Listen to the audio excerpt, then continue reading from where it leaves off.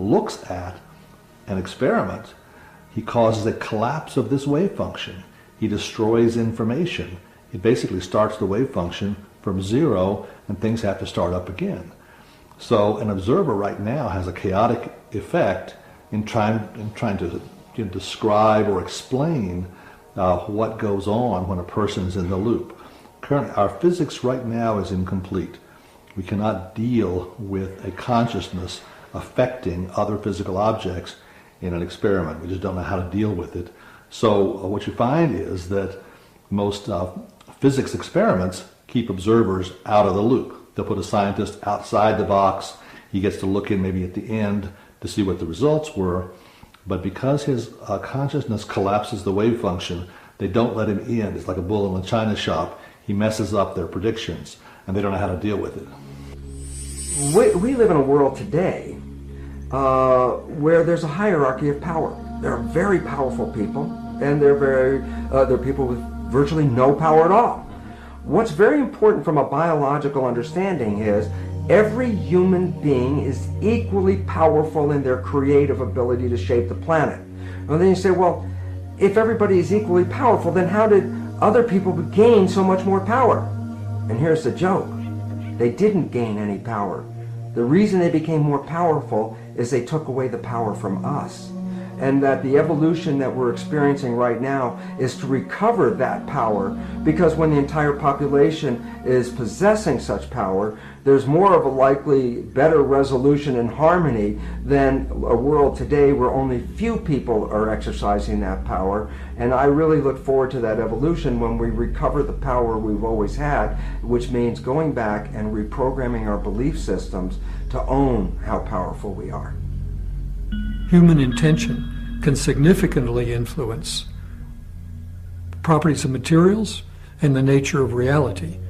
As early as 1957, Professor Hans Eysenck, then chairman of the psychology department at the University of London, wrote a letter insinuating that there was a gigantic conspiracy involving some 30 major universities all over the world and hundreds of highly respected scientists to silence the truth about what we knew about the powers of human consciousness. After the United States Congress had access to the data from the Stanford Research Institute and from universities all over the country and all over the world, they were terrified of what would happen if we all developed the powers of our minds. It was clear that we could remote view, we could see into the future and into the past, we could find, missing airplanes and anything you can imagine with our minds. And they actually did a smear campaign with the media to discredit what they had discovered, because they didn't want us to know how powerful our minds really are.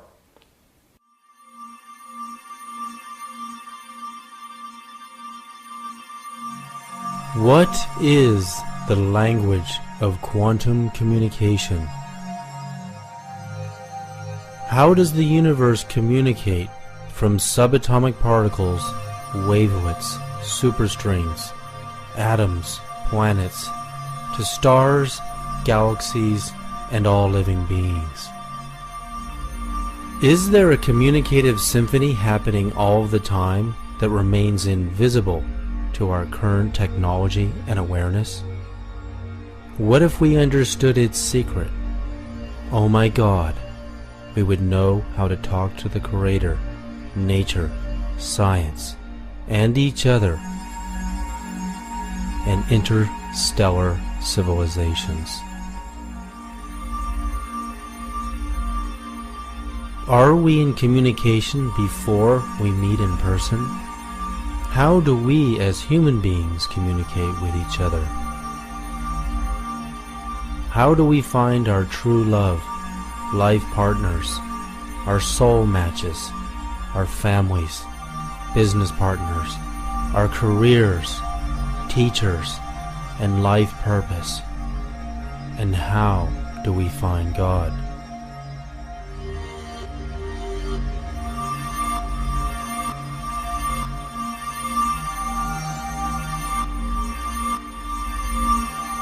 hey, what's going on? I'm leaving you a message. I'm really starting to get worried that you haven't called me back. And I guess, you know, you're not leaving me much of a choice. I'm going to go ahead and tell you what I've been needing to tell you via voicemail, even though it makes me very uncomfortable to do that. Yeah, heart disease, the body is not a separate entity, all its different parts just acting alone. There's a mind-body interaction that has a lot to do with the development of disease in general. I just wanted to let you know that I can barely live without you. I was paralyzed a couple of days ago, and I don't know. You know, I've never really had the courage to tell you that you're the one for me and I can't live without you. You know, stress on the brain will cause output of energy into the body that affects all your organs. It seems that some people have the propensity to discharge brain stress into various parts of their body, and certain people channel their distress into usually one place. It's really ironic. Some people get back pain from stress, some people get chest pains from stress, some people get ulcers from stress, some people get back, upper neck and headaches from stress. This is all channeled energy and distress from the brain going to various parts of the body and manifesting as physical findings and signs from essentially brain stress being channeled elsewhere. Because the brain, I think, has only a certain capacity to hold on to nervous energy, then it has to discharge it into the body. So there's definite mind-body connection, energy, then it has to discharge it into the body. So there's definite mind-body connection. A lot of people channel their stress into their heart, and we know that stress and adrenaline that's produced by stress goes into the heart and can affect the heart in an adverse way that can create abnormal heart rhythms, spasm of the arteries of the heart, and clogging up of the arteries of the heart due to adrenaline causing platelets, which are the blood clotting material in the body, to coagulate. Adrenaline does all that, and in addition to spasm of the arteries. You see, the heart is an electrical organ. It produces by far the strongest source of bioelectricity in our body, up to 40 to 60 times stronger than the second most powerful source, which is the brain. This electrical energy travels through every single cell in our body and in a sense kind of binds the cells together. It's strong enough that it even can be detected outside the body, out into space, beyond the skin. It's not an aura that we're measuring when we do this, or anything like subtle energy. What it is very measurable electromagnetic energy, much like radio waves. And what we found is that the heart produces an electromagnetic field that surrounds our entire body in 360 degrees. And then it can be detected about 3 to 4 feet with magnetometers outside the body. Researchers at the Menninger Clinic in Kansas say they've detected it 10 to 12 feet. So regardless of how far it goes, what's interesting is that we produce this electromagnetic field that can be detected. That can be measured with sensitive mainstream medical equipment. The human nervous system is an electrical energy system where positive and negative ions flow. We can even measure the surface electrical activity of the body at the fingertips using a simple voltage meter in the millivolt setting. Most human beings have far less than 1 volt total, regardless of where we measure along the body. The numbers oscillate due to the numerous electrical pulses in our nervous system.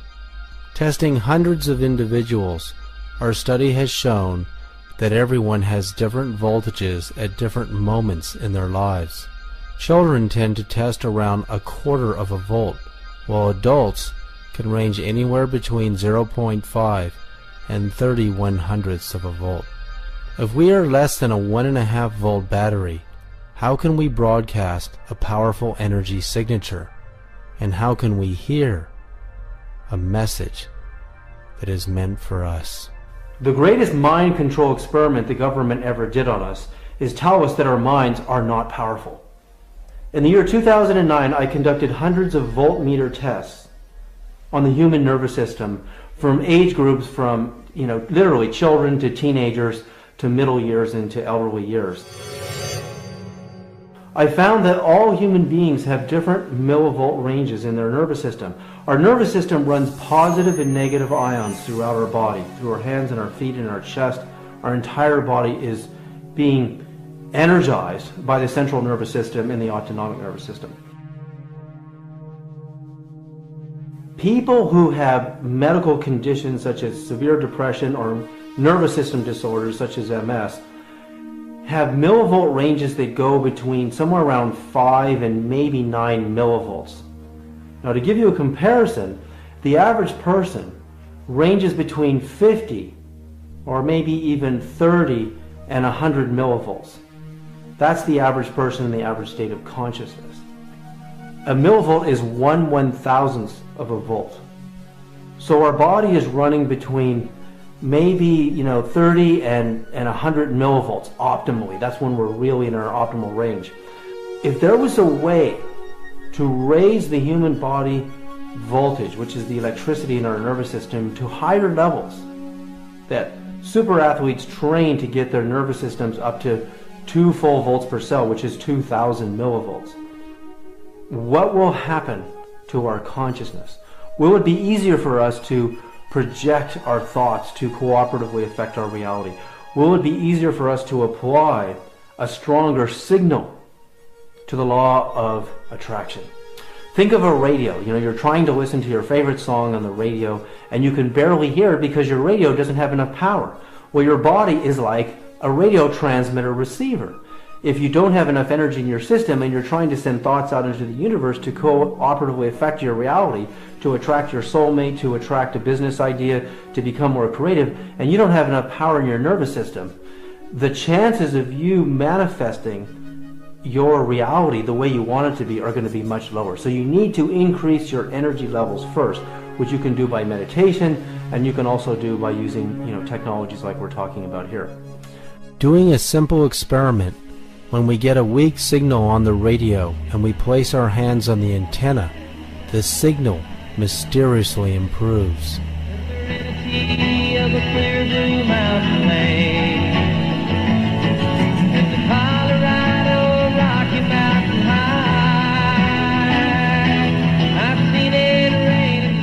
This is scientific proof that we are likened to an antenna that receives messages from the beyond.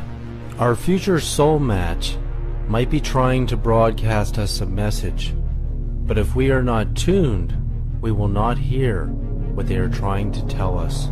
You either need more power or a more finely tuned radio. Did the ancient stone builders know the secret healing powers of spiritual vibration stone technology?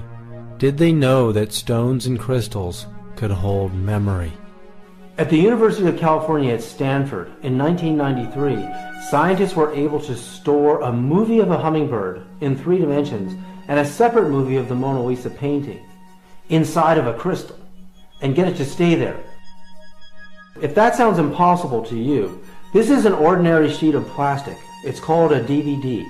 And all it is plastic with a mirror shiny coating on the bottom. A laser bounces through that sheet of plastic, bounces off the mirror coating on the bottom, and sends back the information, a movie, a song, your computer files, whatever you want to store in it, to retrieve it so that you can see pictures, you can hear songs, you can hear voices, and you can see photographs and all of your data files in ordinary plastic. Now I'll give you an example here of what we have. This is stone technology. It's in the same shape as the universe, which is a toroid. It's actually the same shape as the Earth's magnetic field and the same shape as the human eye and the iris. And what we do is we send these stone pendants, which you can wear around your neck and hold in your hands. we send them into a series of 5 quantum energy generators, and we charge them with tachyon energy, which is faster than light energy. And the frequency vibrations of the tree of life and the frequency vibration of the NASA actual sound of the sun. So basically, like little miniature hard drives, we found a way to trap, just like a DVD does, traps a movie or a song. We can trap the healing vibrations of the universe in a stone.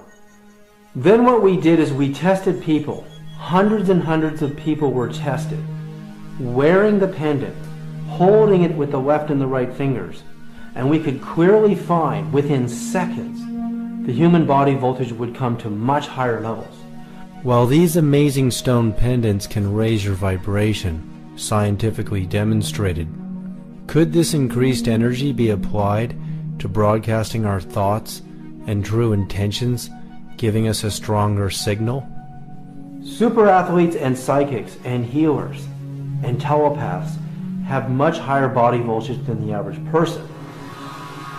Dr. William Tiller conducted human voltage studies on human beings who were Qigong masters or healers, demonstrating extrasensory abilities.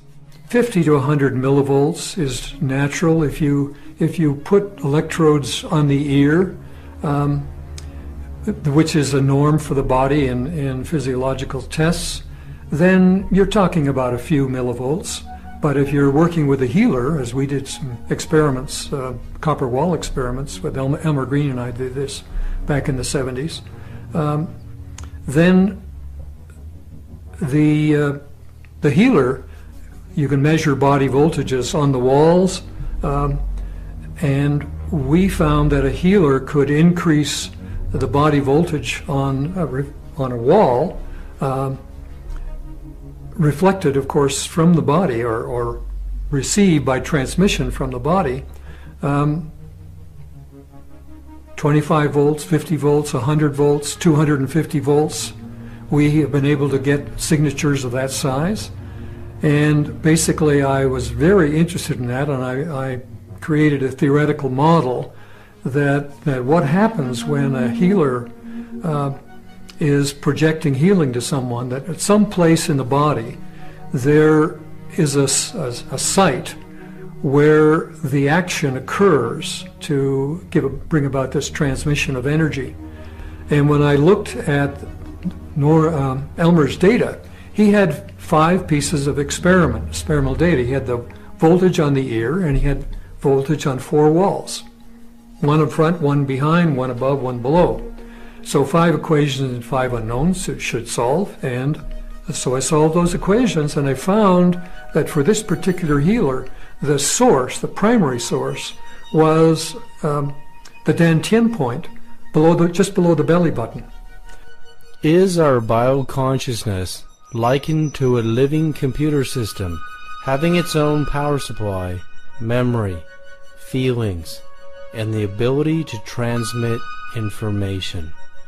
Well, imagine that you yourself have been designed, evolved, to be the most positively brilliant quantum-level computer processor, solution generator, ever evolved, designed, devised on planet Earth. The huge problem is that over the course of us growing up, most of us have taken on a whole series of computer viruses.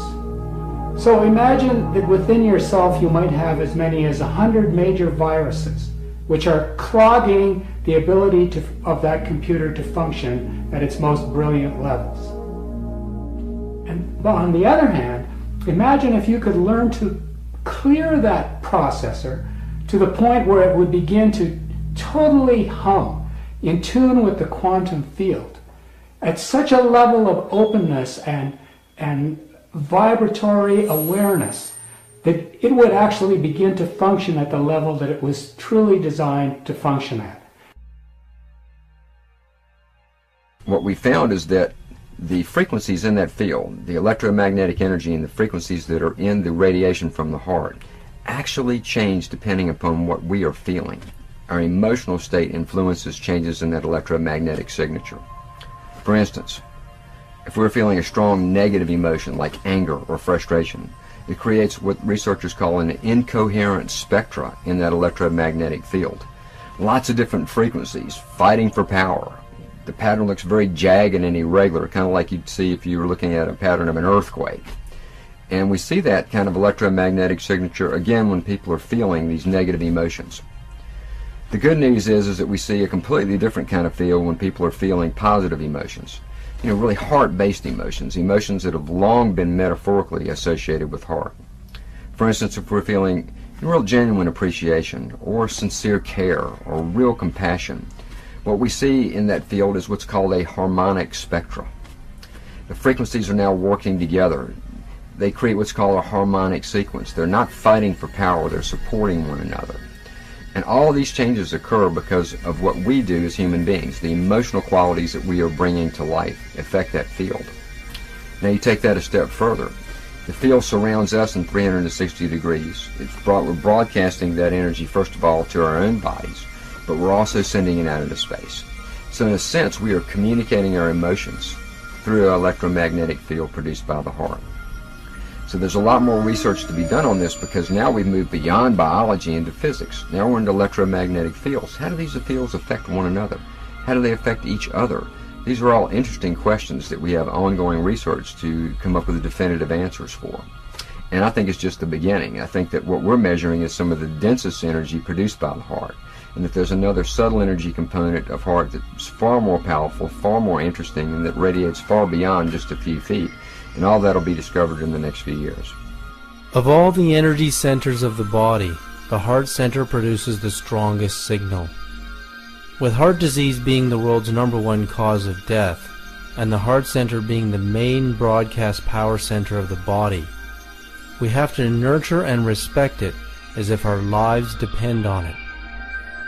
If we intend to send out a signal to attract a response, and our central power source is damaged, we will be sending out a weak signal, and the question is, do the magnetic laws of attraction hear a weak signal?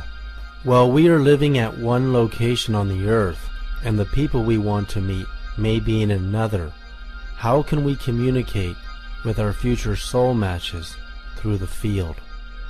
Well, the most important thing is doing soul work. Meaning putting your soul into the conscious field where your soulmate soul can find yours. And that doesn't have to do with outward things so much as it has to do with accessing your soul. And a lot of us, that can be confusing because we may think our emotions are our soul, but usually our emotions are tied into, past issues and psychological triggers. So that's not what I'm talking about. I'm talking about nurturing your soul in some way on a daily basis, or bringing it out, finding ways that will trigger it so that it expands outside of your aura and into the conscious field where you would have other souls. And that creates a line of communication or a signal so that the other soul, when they're in that field as well, will recognize you. And then ultimately you'll meet physically. But in order to meet your soul mate, we are talking about a spiritual soul bond. We're not talking about bonding on a personality level or a cultural, social, or religious level. It's all about the soul bond. So you need to be doing soul work on a regular basis to bring that intention out there. The field is the sole governing agency of the particle. What he meant by that is the field, the invisible forces, are the sole governing agency of the particle, matter. So it says human beings as physical matter are actually governed and shaped by the field. And this is what we're beginning to learn. Reading the field is very important for our survival. The human body has an aura of electromagnetic light energy that radiates far beyond the boundaries of our physical body.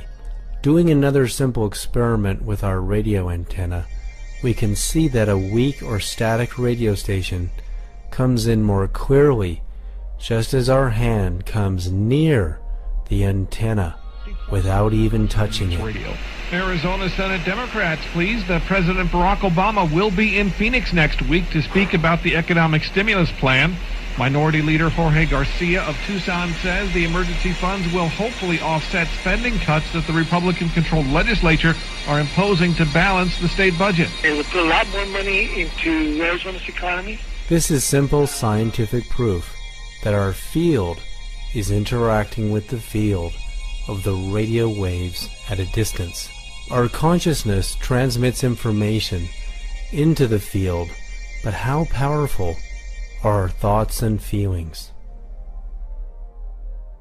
It's important to clear your field so that you are creating a very intentional signal. By that, one of the things is not dating or having flings, not holding on to semi-relationships that have your foot in, one foot in and 1 foot out. You want to clear all of that because that will actually create confusion in the line of communication. It'll make it like static. And it will also bring people around you that can misguide you, or you may think that they're the ones, but it'll be confusing you because you're sending mixed messages. So they may be partially what you want, but they're not in fact your true soulmate because you're sending out mixed messages about what you want. So it's vital to clear your space on that level. If you're looking for an intimate soulmate relationship, totally clear that space and make it open and available to actually find the true soulmate that you're looking for.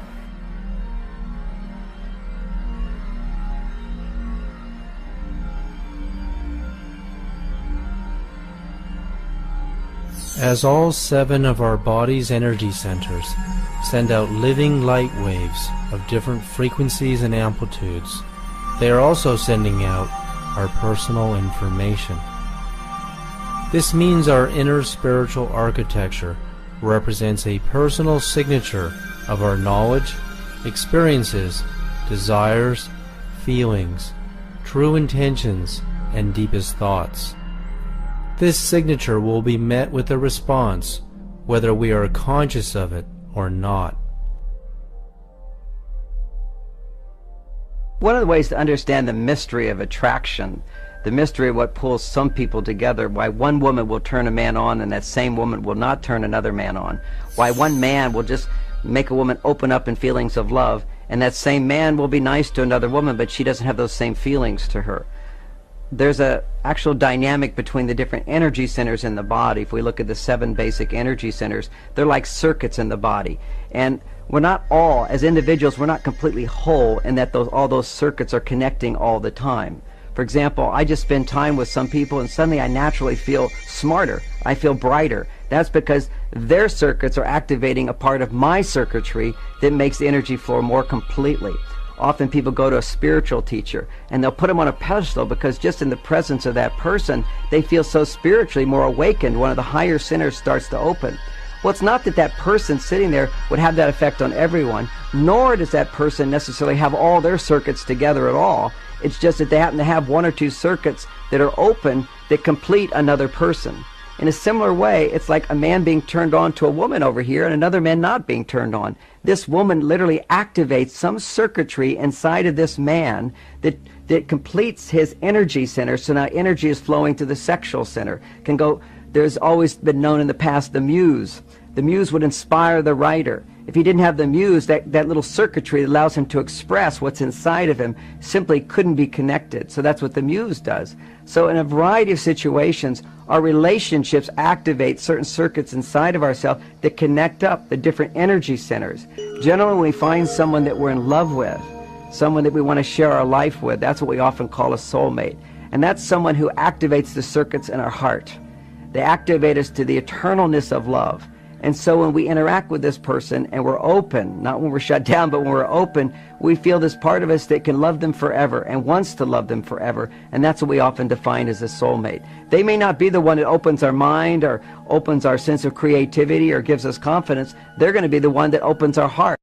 mind or opens our sense of creativity or gives us confidence, they're going to be the one that opens our heart. It could be they can open 3 levels or 2 levels or all 7 levels. And that's the uniqueness of every relationship. Never look for perfection in a person, but to know that the perfect relationship for us is someone who stimulates in us, when we're feeling centered, they stimulate within us a feeling, a knowing that this is a person I'd like to share my life with. In their presence, I become a better person.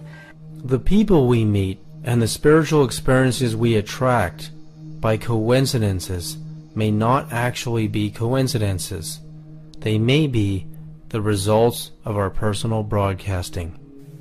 So when you want to make contact with your soulmate in the conscious field before actually meeting them in person, it's when you're actually doing your soul work on a daily basis that you want to put those intentions and feelings into the field. What I mean is, like during meditation or prayer, you want to put the feeling tone of wanting to meet your soulmate into that space. Or if you're writing about your inner emotions and desires, you want to put that feeling tone there. Or if you're just nurturing yourself, put the feeling tone of having a soulmate relationship in that space, in that soul work space, which will go into the conscious field. What you don't want to do is put preconceived ideas into that space about what your soulmate looks like, who they are, all those things.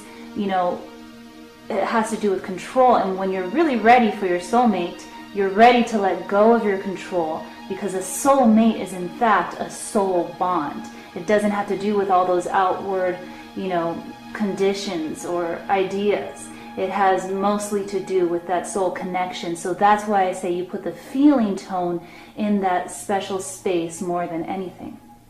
As human beings, each one of us is characterized by our own vibrational frequency, which is a reflection of the proteins in creating our biology. The significance is that as individuals with individual frequencies, there are some people whose frequencies are more complementary or more matching than other individuals whose frequencies are quite different. The relevance to this is that matching frequencies or complementary frequencies interact with each other and actually, in the terms of physics, interfere with each other.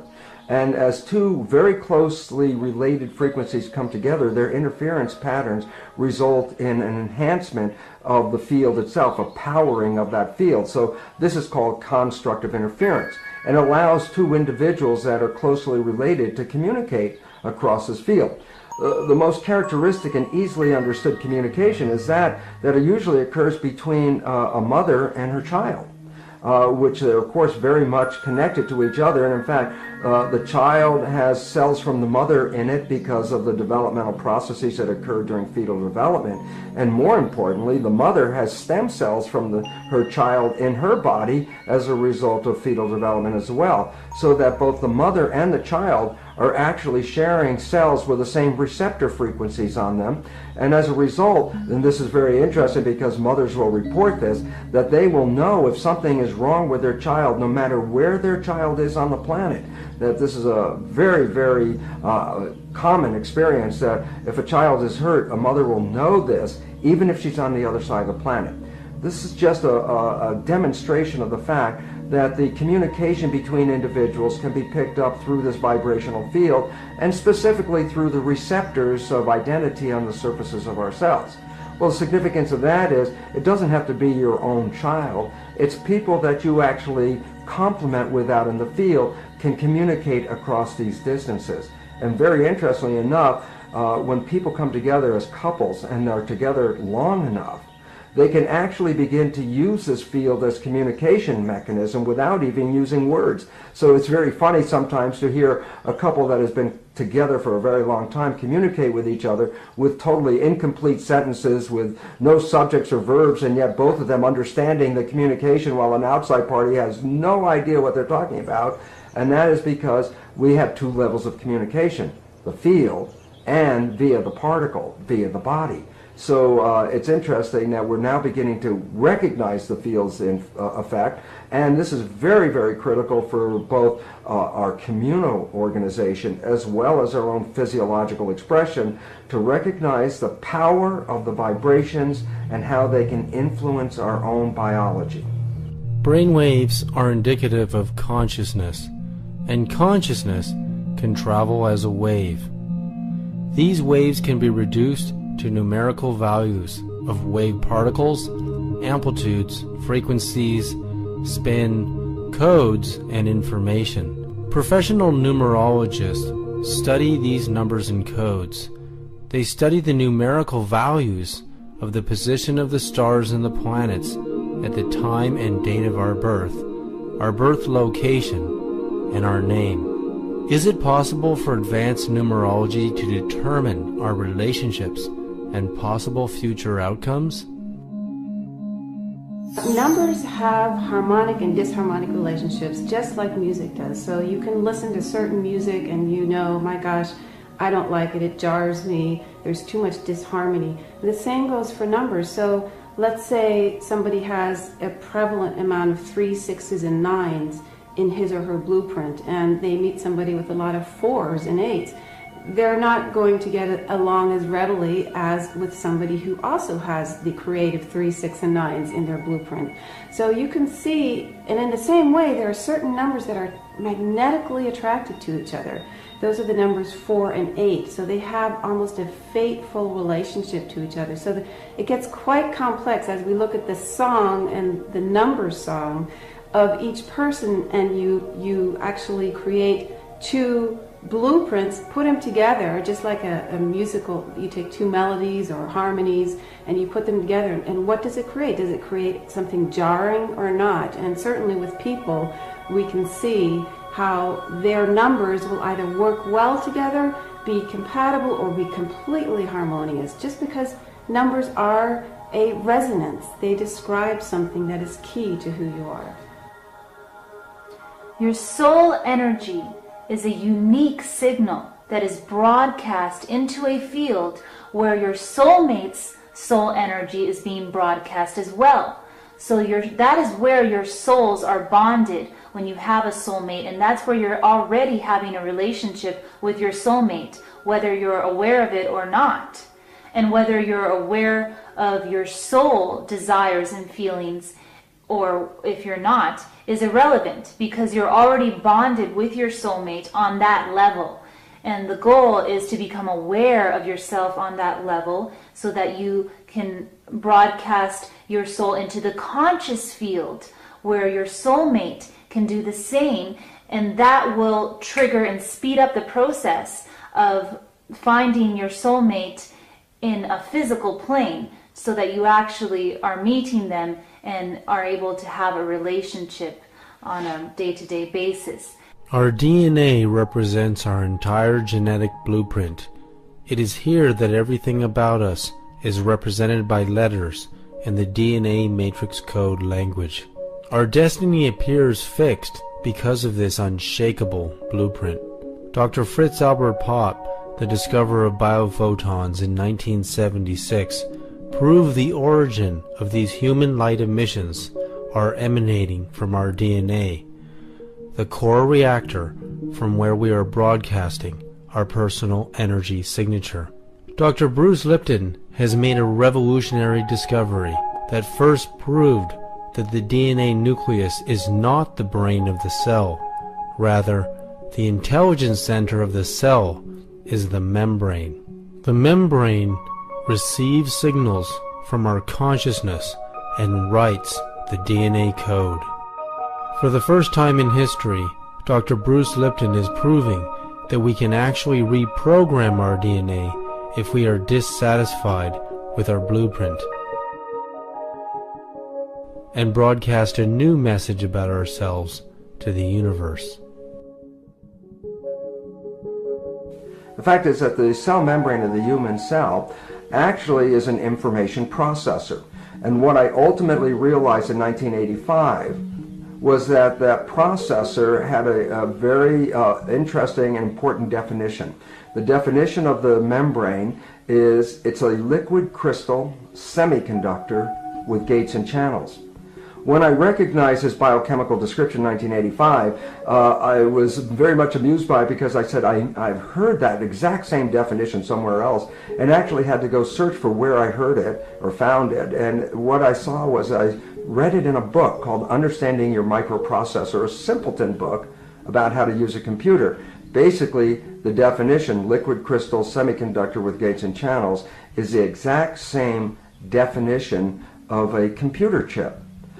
What this all led to was a very simple and yet very profound understanding. The cell is an information processor because the membrane reads the environment and adjusts the biology. The nucleus of the cell with its genes represents a hard disk, and the genes are programs. Our old belief system is that the nucleus and its programs were read-only memory, so that whatever the genes are, that would be our fate. However, the new insights offered revealed that the nucleus of the cell was not read-only, it was actually read-write.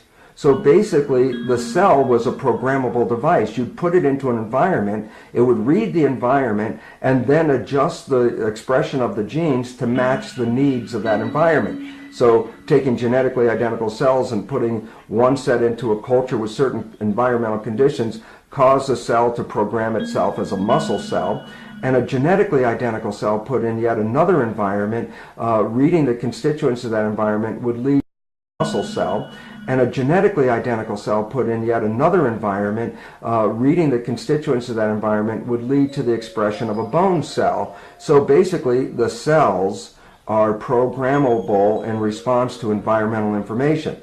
And one last piece, just to tie it together for all of us to understand, is that if you put a culture dish of cells into an adverse environment, then what would happen is that those cells would actually get sick and start to die. And if you take that very same culture dish and move it into a healthy environment, the same cells would immediately recover and start to proliferate, and the cultures will flourish. The relevance about all this is that we go back to the nature of a human being and recognize that containing 50 trillion cells, the human body is essentially a skin-covered petri dish. If you take your human petri dish body and put it into an adverse environment, it will cause the cells to get sick and to actually begin to die. And yet if you take that same skin-covered body and put it into a healthy environment, the cells will rapidly recover and begin to flourish again. So the important reality is that our state of health or disease is really a reflection of the environment that we live in and the environment that we perceive.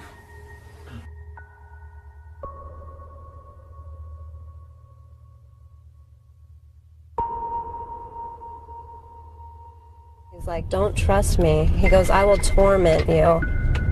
And I swear to God, that's what ended up happening. I've been tormented by this relationship. In each one of us, there are 46 human chromosomes, among which there are nearly 3 billion base pairs of DNA. That means there are 3 billion strands inside of us to store our personal information. If we can rewrite our own hard drive by reorganizing our thoughts, feelings, and higher consciousness, we can reprogram our own personal blueprint to attain any goal we desire. As our personal energy signature broadcasts this new message, we will discover new people in our coincidence meetings. We will also gain new knowledge to apply towards our own enlightenment, relationships, careers, and life purpose. Scientific studies have shown the heart is not only the most powerful center in the body, it is the most intelligent, having the ability to receive precognition. If we can create a coherence with our minds and heart center, we can access our intuition more frequently. One of the interesting studies that was done here at the Institute of HeartMath with our chief researcher, Dr. Roland McCready, was a study on intuition, on the intuitive response. And in that study, they had test subjects that were placed in front of a computer, and they were wired up. They were looking at brain waves, they were looking at galvanic skin response, they were looking at readings from the heart rate variability analysis, and things like that. The test subject would push a button and there would be a delay before the picture would appear on the screen of the computer. And the computer was randomly selecting the pictures. No one knew, no one could know what the computer was going to select. Some of the pictures were pleasant and some were horrific. What we found was that in many cases the body started responding to the upcoming picture, responding in the way it would normally to the upcoming picture. About 6 seconds prior to the picture actually showing up on the screen. 6 seconds prior, the body began to do what it would do if the picture was there. It was a very, very complicated study, a very detailed study, published in 2 parts in the Journal of Complementary and Alternative Medicine. The data analysis showed something very, very interesting. It showed that when that response began, that the first part of our physiology that was doing sort of the intuitive or precognitive response was actually the heart. The heart was responding before the brain. It began to go through a deceleration process that would be compatible with the picture that was going to come up. About 1.5 seconds later, the brain began to do what it does in regards to that picture. But within the human system at the physiological level, measuring that intuitive response to an upcoming event, it was the heart that responded first.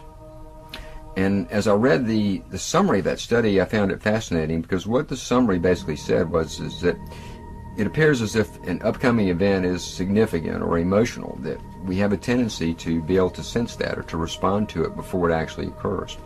And that our biology has the capacity and does in many ways scan for the future events. It's constantly scanning for future events, but that it's something we're not aware of. We don't know that it's there. We don't know that we do it. But the punchline was it would be very useful for us to develop that. And it has a lot of utility, a lot of practicality in how we navigate our lives. And so it's just one study beginning to decode, something that's remained sort of mystical or sort of vague, which is intuition. What is intuition? And I think certainly there's a lot more to go in that area, but this is one study that indicates that there is a response, that the body itself is actually scanning for future events, and that the first responder to that entire process is not the brain, but in fact it is the heart. We know that our whole biosystem begins to shift in terms of what we in sports psychology have been referring to as being in our zone. So when a person learns to open into that more quantum attuned way of being aware and being present, it's like instead of focusing in narrow-band, problem-focused, fear-based ways, where we're looking at some kind of threat and focused entirely on a problem, and all our internal organs begin to contract, and thus our emotional system begins to go into overreaction. When we're feeling and emoting, when we're being within that zone space, our internal organs begin to open up. They begin to relax. Our awareness field, instead of being narrowband focused, starts to broadband focus. And what studies have shown is that in that state, we actually begin to process way more bits of information per moment. And when we're in that state, we have the experience as though time is slowing down. Because we know from time and motion studies in movie projection that when we feed more frames of information per moment through a projector, it creates the illusion of time slowing down. So this is often what people experience when they're in that zone state of more quantum field, present attuned awareness. They start to feel like they can make much more effective decisions in a kind of ongoing flow-like way. We've all had tastes of what it's like to be in this zone. Those are those magical times when you have a few hours, a few days sometimes, even sometimes a few weeks, where it seems like you just can't do anything wrong. Everything comes up roses. You're in the right place at the right time, the right information comes to you, you start to feel like you're being guided to make the right decisions. So this is part of what we're talking about in terms of becoming more quantum level attuned. In 1992, Professor Walter Schempp discovered how atoms communicate with each other over any distance through the field. He discovered in the atom, when electrons are in a higher frequency shell, or orbit around the proton, the atom emits light waves carrying intelligent information, similar to the way when we are talking and communicating, our brain waves go into a higher frequency wave state. He found when the electron jumps to a lower frequency wavelength, the atom receives photons carrying intelligent information, as if they are listening, just as when we are listening, we go into a lower frequency brainwave state. The timing of when electrons jump shells to higher or lower frequency orbits is completely random and cannot be quantified by any mathematical predictable formula, likened to random human behavior. There are several other behaviors in quantum mechanics that remind physicists of human random consciousness, as opposed to models demonstrating repeatable and reliable mathematical timing, such as the sun rising every day at the precise expected time, and the 9 planets' orbits around it. In the quantum universe, finding precise timing and repetition of events is very difficult in certain functions of the atom and its components. Niels Bohr and Heisenberg presented to Einstein at the 1927 Fifth Solvay Conference on Quantum Mechanics that the minds of the researchers were affecting the angular momentum of the electron spin around the proton. This was because different data came in when different researchers were conducting the experiments. The data was always random and could not be quantified in a repeatable and reliable mathematical formula. As far as the laws of mathematics refer to reality, they are not certain. And as far as they are certain, they do not refer to reality. Albert Einstein.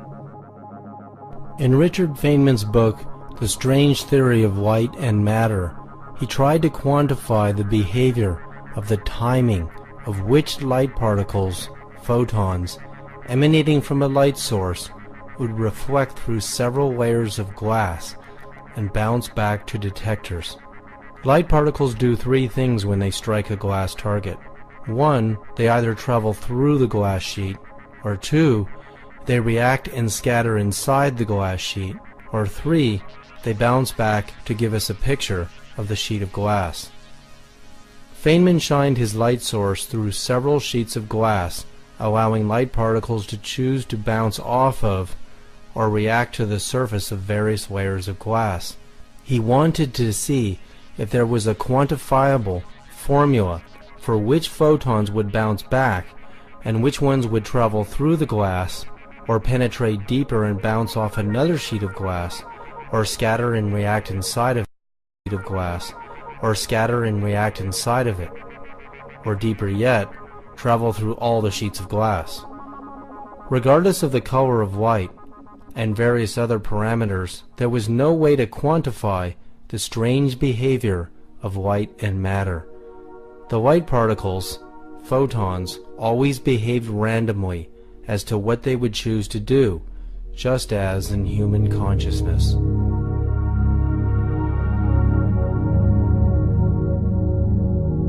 Could human intention be so powerful that it could tell particles of light, photons, to penetrate through several layers of glass and even solid barriers? PhD psychologist Stanislav Ojak has demonstrated his power of intention over the film plane of a camera. His intention is so powerful, he found he can cause a photograph to appear while the lens cap on the camera is blocking the lens and the film plane from receiving light. He has done this hundreds of times. He has also been able to take pictures with film and cause invisible spiritual phenomena to appear. His film and photographs were analyzed by Kodak Film Laboratories to be authentic and not caused by double exposures or trick photography. Several abnormalities that began to occur in the photographs. People became transparent or they disappeared, light aberrations, and then entities which appear to be human-like in some form, but not as we would say it was definitely humanoid. And these aberrations went on. So over a period of about 4 years, it's 74 to, it's longer than that. 74 to 1981, accumulated over 5,000 photographs with a 22% anomalous factor in regards to that. As Stanislav O. Jack took mystical photographs of the 1972 Seals and Crofts concert, a large luminous face appears overlooking the band on stage with Cher.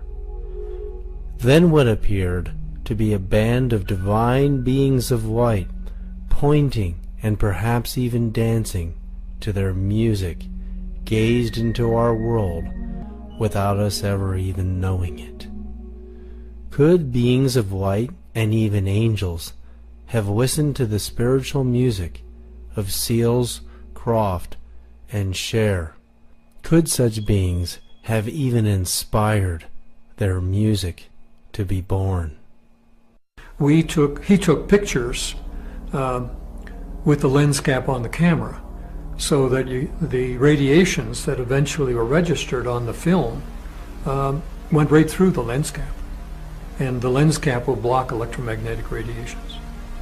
So it definitely was different radiations than electromagnetism, and that's why I've called these things subtle energies. Doesn't mean they're weak. It means they're subtle in the sense that they're very different from the energies associated with the four fundamental forces that we know from orthodox science. Dr. Claude Swanson's synchronized universe model may help explain how we can see into the invisible dimensions of the universe and explain visions and apparitions, and how we can interact with those dimensions, but more importantly, to prove that they are part of our reality.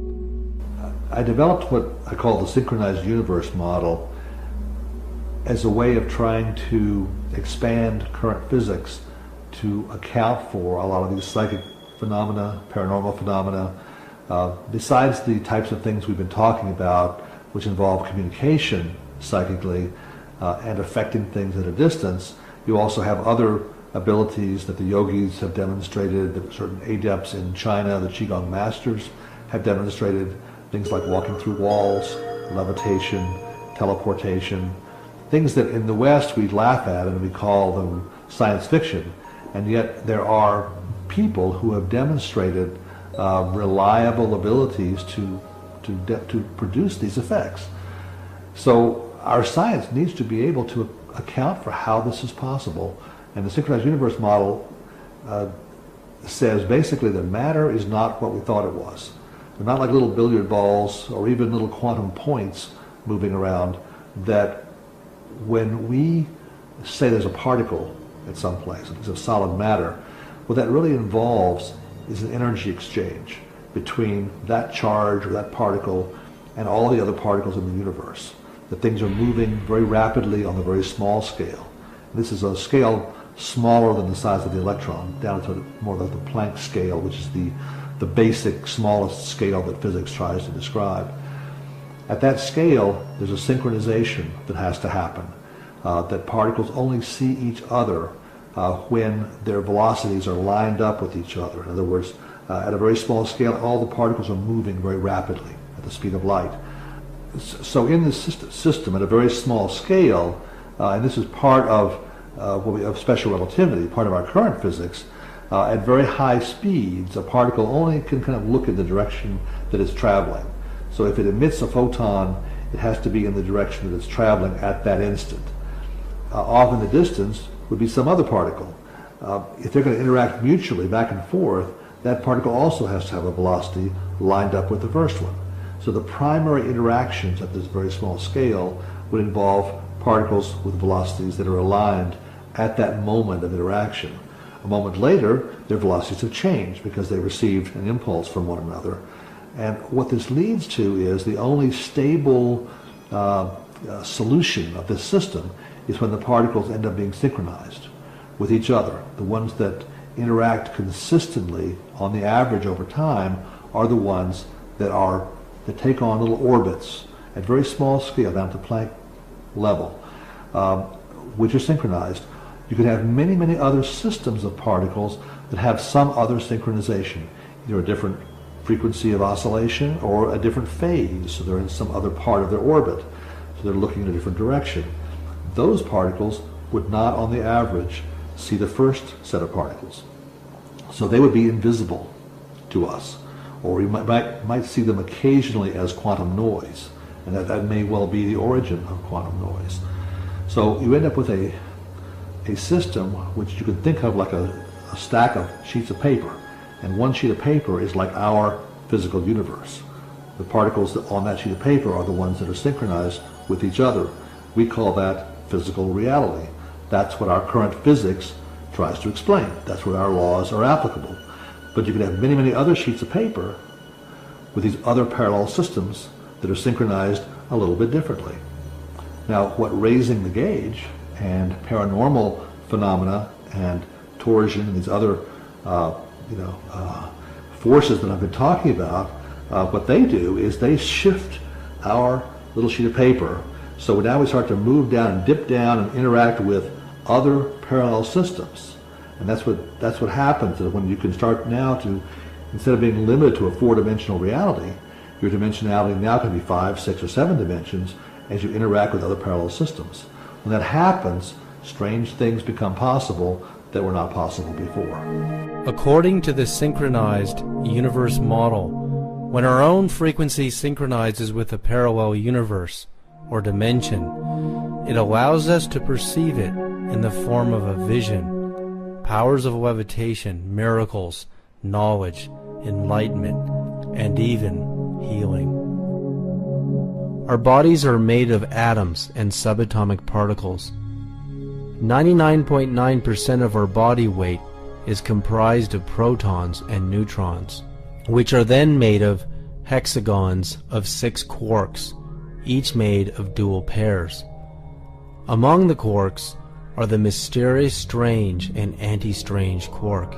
They are called strange because they have the ability to randomly just disappear from the core of the atom and then strangely reappear.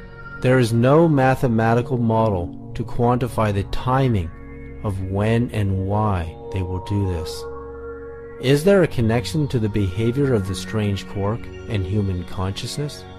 Knowing that we are also made of a significant percentage of strange quarks, that portion of us is dematerializing and rematerializing at random all of the time. No one has been able to determine where the strange quarks travel to, other than the fact that they disappear into other dimensions and reappear. Do they travel to other dimensions to gain information or to communicate at a distance? This behavior demonstrates that part of our consciousness does travel into other dimensions. Can this help explain communication at a distance and mental telepathy? In the 1970s, President Carter, the CIA, and the Air Force used 2 psychics trained in remote viewing to locate a lost Russian Tu-22 bomber, which no other forces could find. The remote viewers gave blind latitude-longitude coordinates that led Air Force officials to point their satellite cameras deep into the jungles of Africa, precisely where the Russian Tu-22 had crashed. The significance of the case where Carter talks about how remote viewers were used to find the missing bomber that had gone down in the jungle shows that remote viewing can be very accurate and can be useful. Now his comments about the case were a little bit of an oversimplification. There was more than one remote viewer. Actually, viewing can be very accurate and can be useful. Now his comments about the case were a little bit of an oversimplification. There was more than one remote viewer actually involved. They do it several times to check one another. But the fact is that remote viewing, number one, can be very accurate, and number two, was really used for important cases over an extended period of time, And even though they claim that it's finished and there's no more remote viewing going on, that's what they said before they admitted that this program was there too. So you can make your own conclusions about that. The point is that consciousness really can be used to give us information that might otherwise be unobtainable. Later, in 1979, Congressman Charles Rose, then chairman of the House Subcommittee on Intelligence Evaluation, reviewed the U.S. government's secret psychic spy program. He then warned that if the Russians had this ability and we didn't pursue it further, we would be in serious trouble. Well, there's certainly plenty of evidence that the out-of-body programs were going on, the remote viewing programs were going on.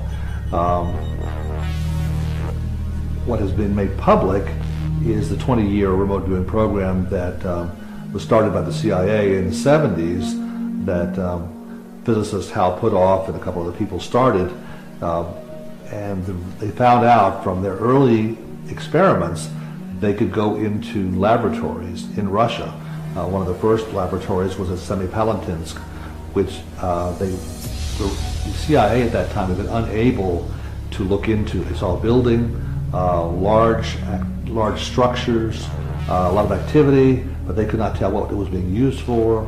And so one of the first successes that started the program was when a man named Pat Price remote viewed the inside of the facility. He saw overhead cranes. He saw overhead cranes moving along overhead outside of the building that had railroad tracks on each side of the building. He saw these huge steel spheres that were being cut with special types of welding techniques. There were foot-thick steel sections of spheres.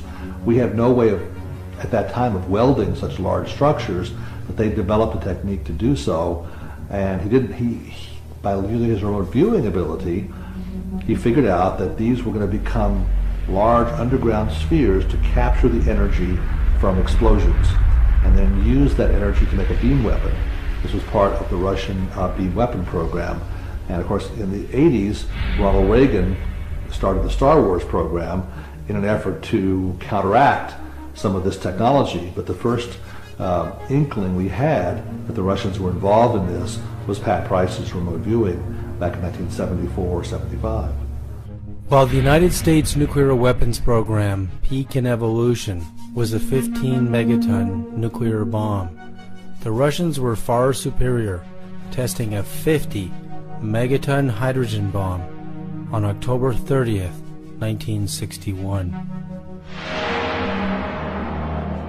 Was Russian psychic espionage into the United States secret weapons program instrumental in allowing them to gain the advantage?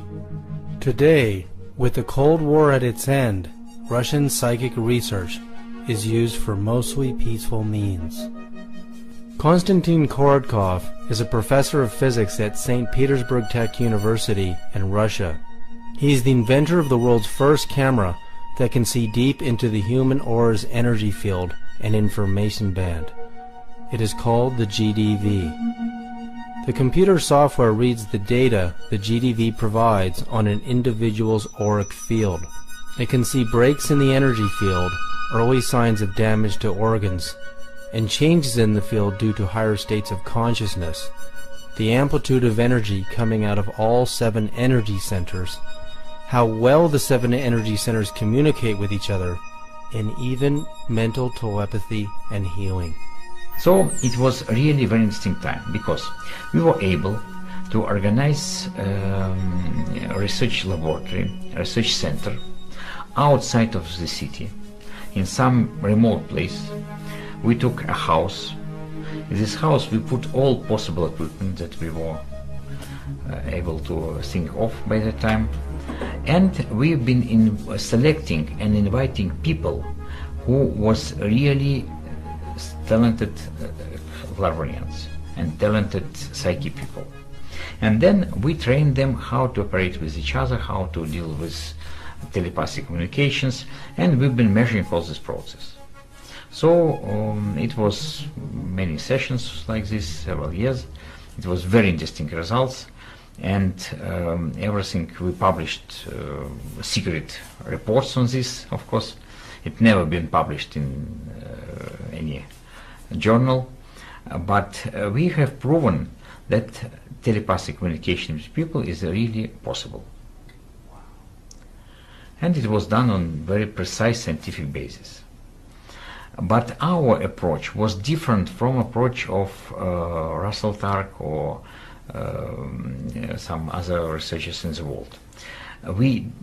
First step was to select specific people, to find out people who can do something and who communicate with each other.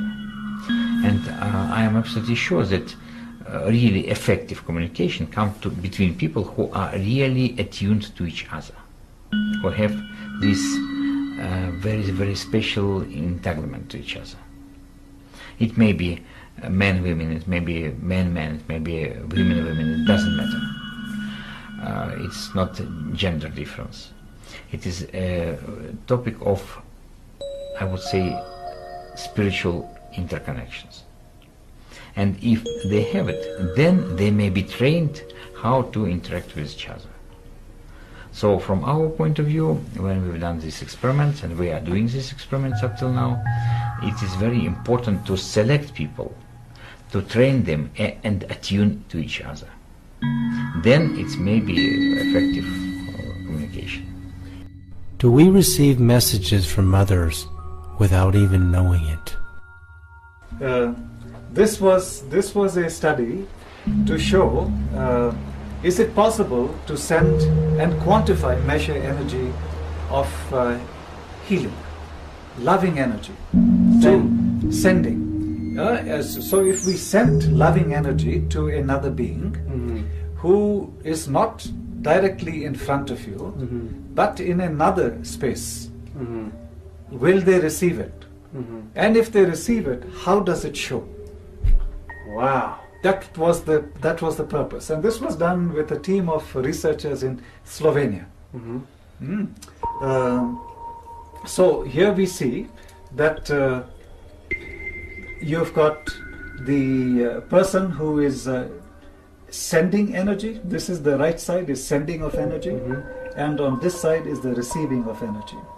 So from the right side, when you talk about, because the emotional heart is on the right, it is sending, so there is a little burst, and of course these bursts are captured. And it's separate from the body. It's leaving, this burst is leaving the body. Indeed. Oh, that's amazing. And the receiver is receiving it. And look at the shape of that too. How far away are they physically from each other during the experiment? 2 buildings. 2 buildings? 2 buildings. So this burst of energy traveled 2 buildings and went to this person who was the receiver. And this is documented scientifically as biophoton emissions. Yes, yes. If we attempt to send someone we are tuned into a message with our mind, will they hear it? Will they receive it? Protocol where we have instruments on both people, both sender and receiver, and they physically situated in different places, and it may be in different places in Moscow and St. Petersburg, or Moscow to St. Petersburg, or Himalaya to Moscow, Nepal to Moscow, Venezuela to Moscow. So we did a lot of experiments of this kind. In any situation we have time that is related to astronomical time, and it's all now possible by GPS to correlate all this. And we were able, and we were measuring moment of sending emotion, because we are sending not images, not some pictures, not letters, but we are sending emotions. And the aim to detect those emotions on the other end. So we are measuring sending and response from biophysical measurements. This is electroencephalography, electrophotonics, and balancing platform. So we can really detect the moments of sending and receiving. And in all our experiments, it demonstrated that it is no time shift. Not zero. Zero. Instantaneous action at a distance. Absolutely. Instantaneous effect.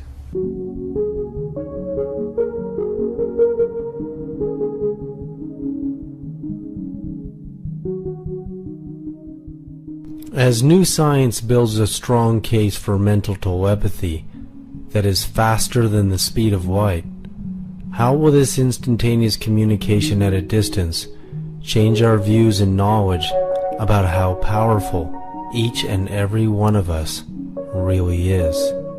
That after all our experiments on telepathy, it became clear that in principle you can contact any person in the world if you can attune yourself to this particular person. And of course it needs some training, it needs some imagination, you should be trained how to do this, but in principle it's not very difficult. And I be trained how to do this, but in principle it's not very difficult. And I don't like, for example, to make telephone calls. For me it's boring to press buttons, then it's busy line, then again, then it's again busy. So when I need to contact someone, I just contact this person in mindset, and they ask person to call me, and it works very well. So it's people usually call and contact somehow, and it works very brilliant. Could a telepathic message be sent from the moon back to Earth? In 1971, Apollo 14 astronaut Edgar Mitchell believed the powers of the human aura and mental telepathy were so profound he conducted an experiment while he was on his way back to Earth from the moon. Astronaut Edgar Mitchell, one of our team of 2 astronauts who were the last group, I think, to walk on the moon.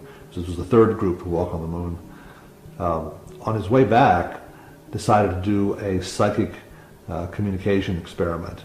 He didn't tell his superiors about it, but he'd arranged with several psychics on the ground back here on Earth to try to send them psychic messages about cards.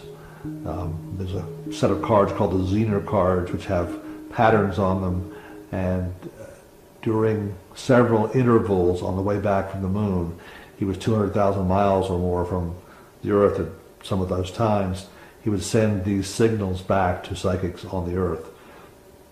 When he got back, he compared what he was sending with what they'd picked up, and the answers that they had received were accurate enough, they were well above chance, and they were showing that ESP was working even over those large distances. So at our present time, it appears as though that we don't know of any limits in terms of distance or time for psychic communication. Subtle energies all go faster than light. Now, when I'll ask you to visualize a reaction equation, as if you've got a blackboard in front of you, and I'll write mass with arrows back and forth to energy.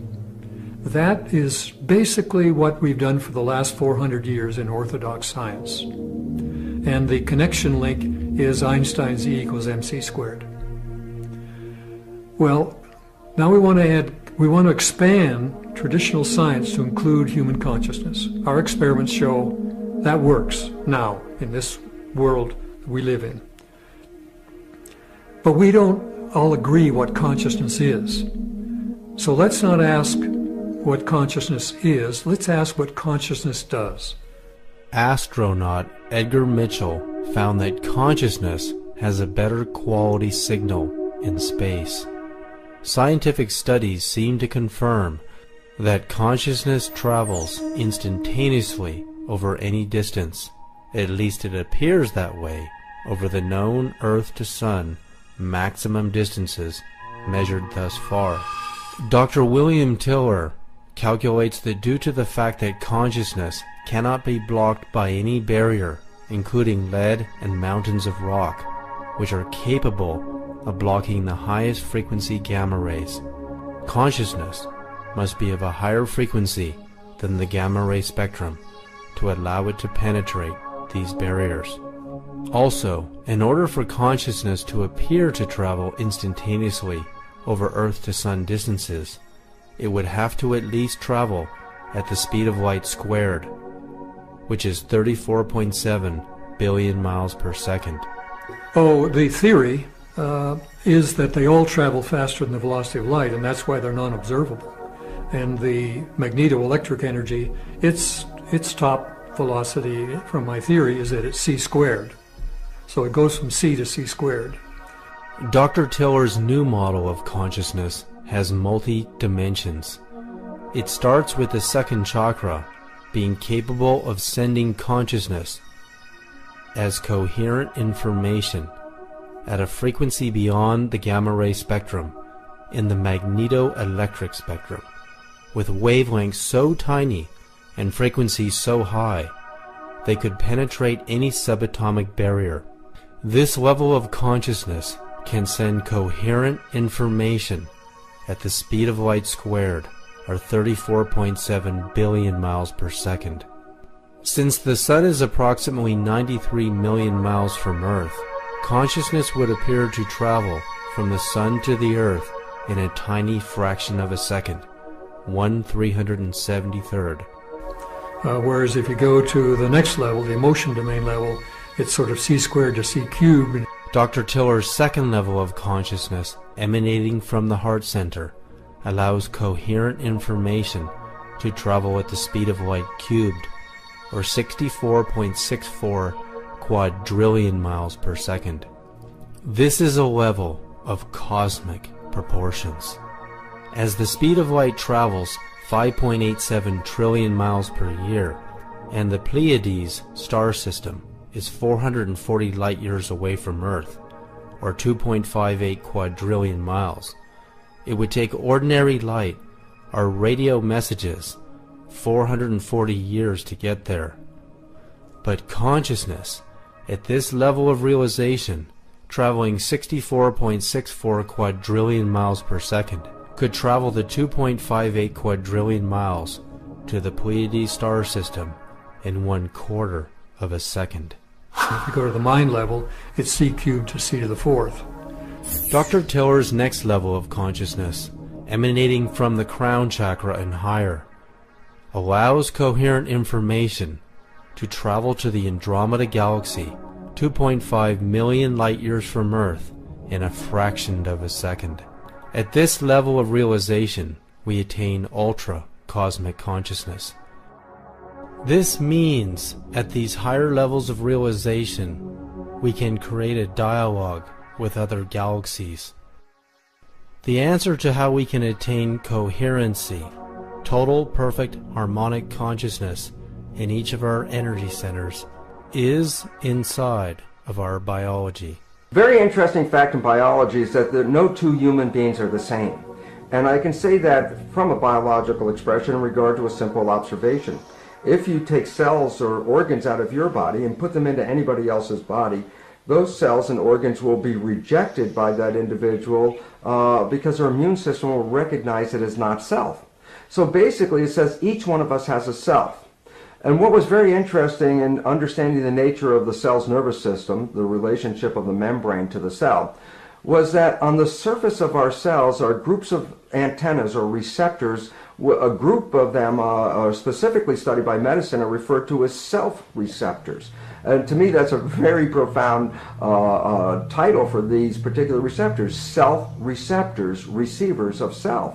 So why this is relevant is that these receptors that receive an identity are on the outer surface of the cell.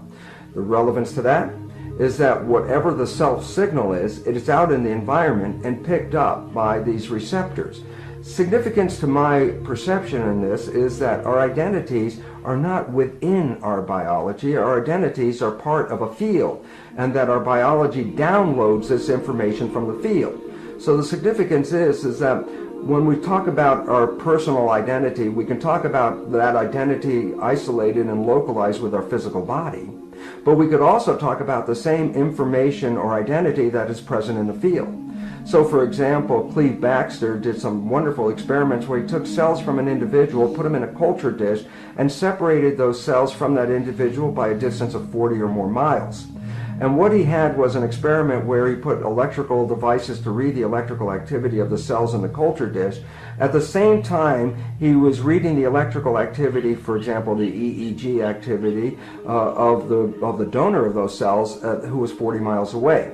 What he recognized is that if the individual had an emotional experience at that moment, the individual cells would also have an identical kind of activity occur instantaneously at the same time, even though they were 40 miles away. The relevance about this is really very supportive of the fact that the identity is not localized within the body. The identity is part of the field and spread all over the surface of the planet. Significance is this, is that then two people have two physical bodies and they can interact, but they also have two environmental identifications, meaning some kind of energy in the field that is unique to them. Since the field is all entangled and integrated with each other all over the world, that means people are never really separated from each other by physical distances in regard to their personal identity, even though their bodies may be separated. So basically, the nature of people communicating with each other is to recognize that individual identities as vibrational frequencies in a field can interact with each other, especially if there's something called harmonic resonance, meaning the two frequencies share wavelengths together so that when they come together, they vibrate together. And this is how people can actually feel other people that are closely related to them, because they can pick up the vibration of the other individual in that there's a complementarity between them and the person they're communicating with. So the significance is we have an opportunity to interact on a non-physical plane through the identity that is in the field. And this is very important because it is not localized to space or time, that people can communicate over vast differences on this planet at exactly the same moment of time.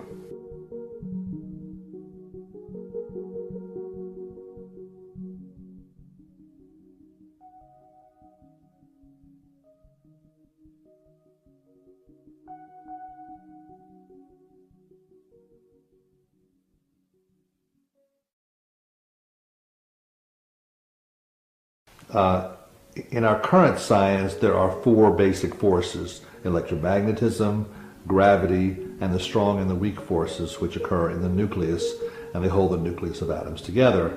And you know, in our physics research, we've been learning how to unify these forces to some extent, and there's now a standard model that has a way of putting together three of them to some extent. But in current physics, there's an attitude that this pretty much explains everything you need to know in the universe. Unfortunately, that idea is based on the fact that our knowledge of physics comes from high-energy particle experiments. Scientists take elementary particles and bang them together at high speed, and they watch what happens, and they say, well, that's the universe, okay? That's what we have to explain. And our current model does a pretty good job of explaining that. What they've overlooked are a lot of other phenomena that they don't tend to study. And if you take the example I mentioned of ESP or psychic connections, that's one area which says that there are forces and ways of interacting that can't be explained by that four-force model. When scientists measure the capabilities of subtle energy or the psychic force, it outperforms all of the other forces. Today, we store and transmit information through radio and television waves. This kind of information is likened to human consciousness, but it doesn't possess all of its qualities. Consciousness is still unique and more powerful. Radio waves and microwaves are used to broadcast voices and television pictures at the speed of light. The problem is these electromagnetic signals get weaker over distance and can distort or collapse when trying to move through solid barriers such as walls, metal, or even mountains. After conducting hundreds of tests, scientists have discovered that subtle energy, the psychic force, is capable of penetrating any dimension, barrier, or distance with no loss in signal quality, even through vast distances in space. The Princeton Pear Lab experiments have also shown that people's minds have the ability to affect things at a distance. They take a device called a random event generator, which makes a sequence of random ones and zeros or yeses and nos based on a quantum circuit. What they have shown is that the mind can affect how that object behaves, what the stream of ones and zeros looks like. And it does not depend how far away you are from the person influencing the experiment. Even thousands of miles away, a person is able to affect the results just as well. So we have an ability to exert a force on distant objects that does not fall into any of the known category of forces. This new force goes through barriers that would normally stop the known forces. It even acts backwards in time in certain types of experiments. This new force, the Russians have called torsion. It's known by a variety of different names. It may be the same thing as what the Chinese call qi, the essence of Chinese medicine. It appears to affect space and time, and by doing so, it affects all the other forces, and it really calls for a new re-examination of physics. Bill Tiller has called this raising the gauge. Dr. William Tiller has conducted hundreds of tests proving that human consciousness or intention can affect the pH value of water over any distance and through any barrier or dimension. Well, let's start with the unstated assumption that's been existing in science for 400 years, since the days of Descartes, and that is that no human qualities of consciousness, intention, emotion, mind, or spirit can significantly influence a well-designed target experiment in physical reality. And so in '97, I set out to seriously test that assumption, having received some important funding from a private source. And so the idea was to design 4 target experiments, set them up with all the kinds of controls you would have in any normal orthodox science experiment, and to then introduce consciousness into the experimental medium. The 4 experiments were the intention was to increase the pH of water by 1 full pH unit with no chemical additions. And the water was in equilibrium with air. The second target experiment was to decrease the pH of the same water by 1 pH unit with no chemical additions, and again in equilibrium with air. And in both cases, the accuracy of the measurement instruments were plus or minus 0.01 pH units. So we were asking for a signature which was the order of 100 times the noise. First, Dr. Tiller did experiments applying direct human intention to water and got positive results. He then was able to capture a human intention as if in a computer hard drive in a bioelectrical intention host device with the instructions to raise or lower a pH value in water. Regardless of distance, repeatedly, the intention was able to affect the pH value in water. Within 3 weeks, the pH had gone up 1 pH unit. And then 3 months later, the Milan folks weighed in, and we said the same thing to them. To be part of the experiment, we wanted them to just measure background. And we used it as a control site for, again, the 3 active sites. And within 1 week, the pH went up 1.7 pH units. And we looked at our data. We found in one of the control sites in Missouri, it was underground, and there the pH had gone up 1.7 pH units. So what we gathered, not only was there information entanglement over as much as 6,000 miles, but that if the measurement site was below ground, the pH went up more than 1 pH unit. If it was 3 stories up in the air, as it was in Bethesda and Baltimore, it only went up 0.8 pH units. But if it was at ground level, it went up 1 pH unit, which was the level where we first made the imprint intention into the devices. Another amazing quality the psychic force exhibits is no distortion between sender and receiver. That means the lines of communication remain private. I'm Gary Schwartz, and I'm currently a professor of psychology, medicine, neurology, psychiatry, and surgery at the University of Arizona, where I direct a laboratory for advances in consciousness and health. And I direct a team of people doing research that essentially integrates body, mind, and spirit. I've been doing a lot of research in the area of energy healing and consciousness that involves energy and also extends beyond us. So where one person's consciousness and energy can affect the physiology, biochemistry, cellular function, and conscious experience of someone else, either locally in a close proximity or even hundreds or thousands of miles away. And that's summarized in my new book, The Energy Healing Experiments. Well, we've done many kinds of experiments to look at both local and non-local or distal effects of intention on healing.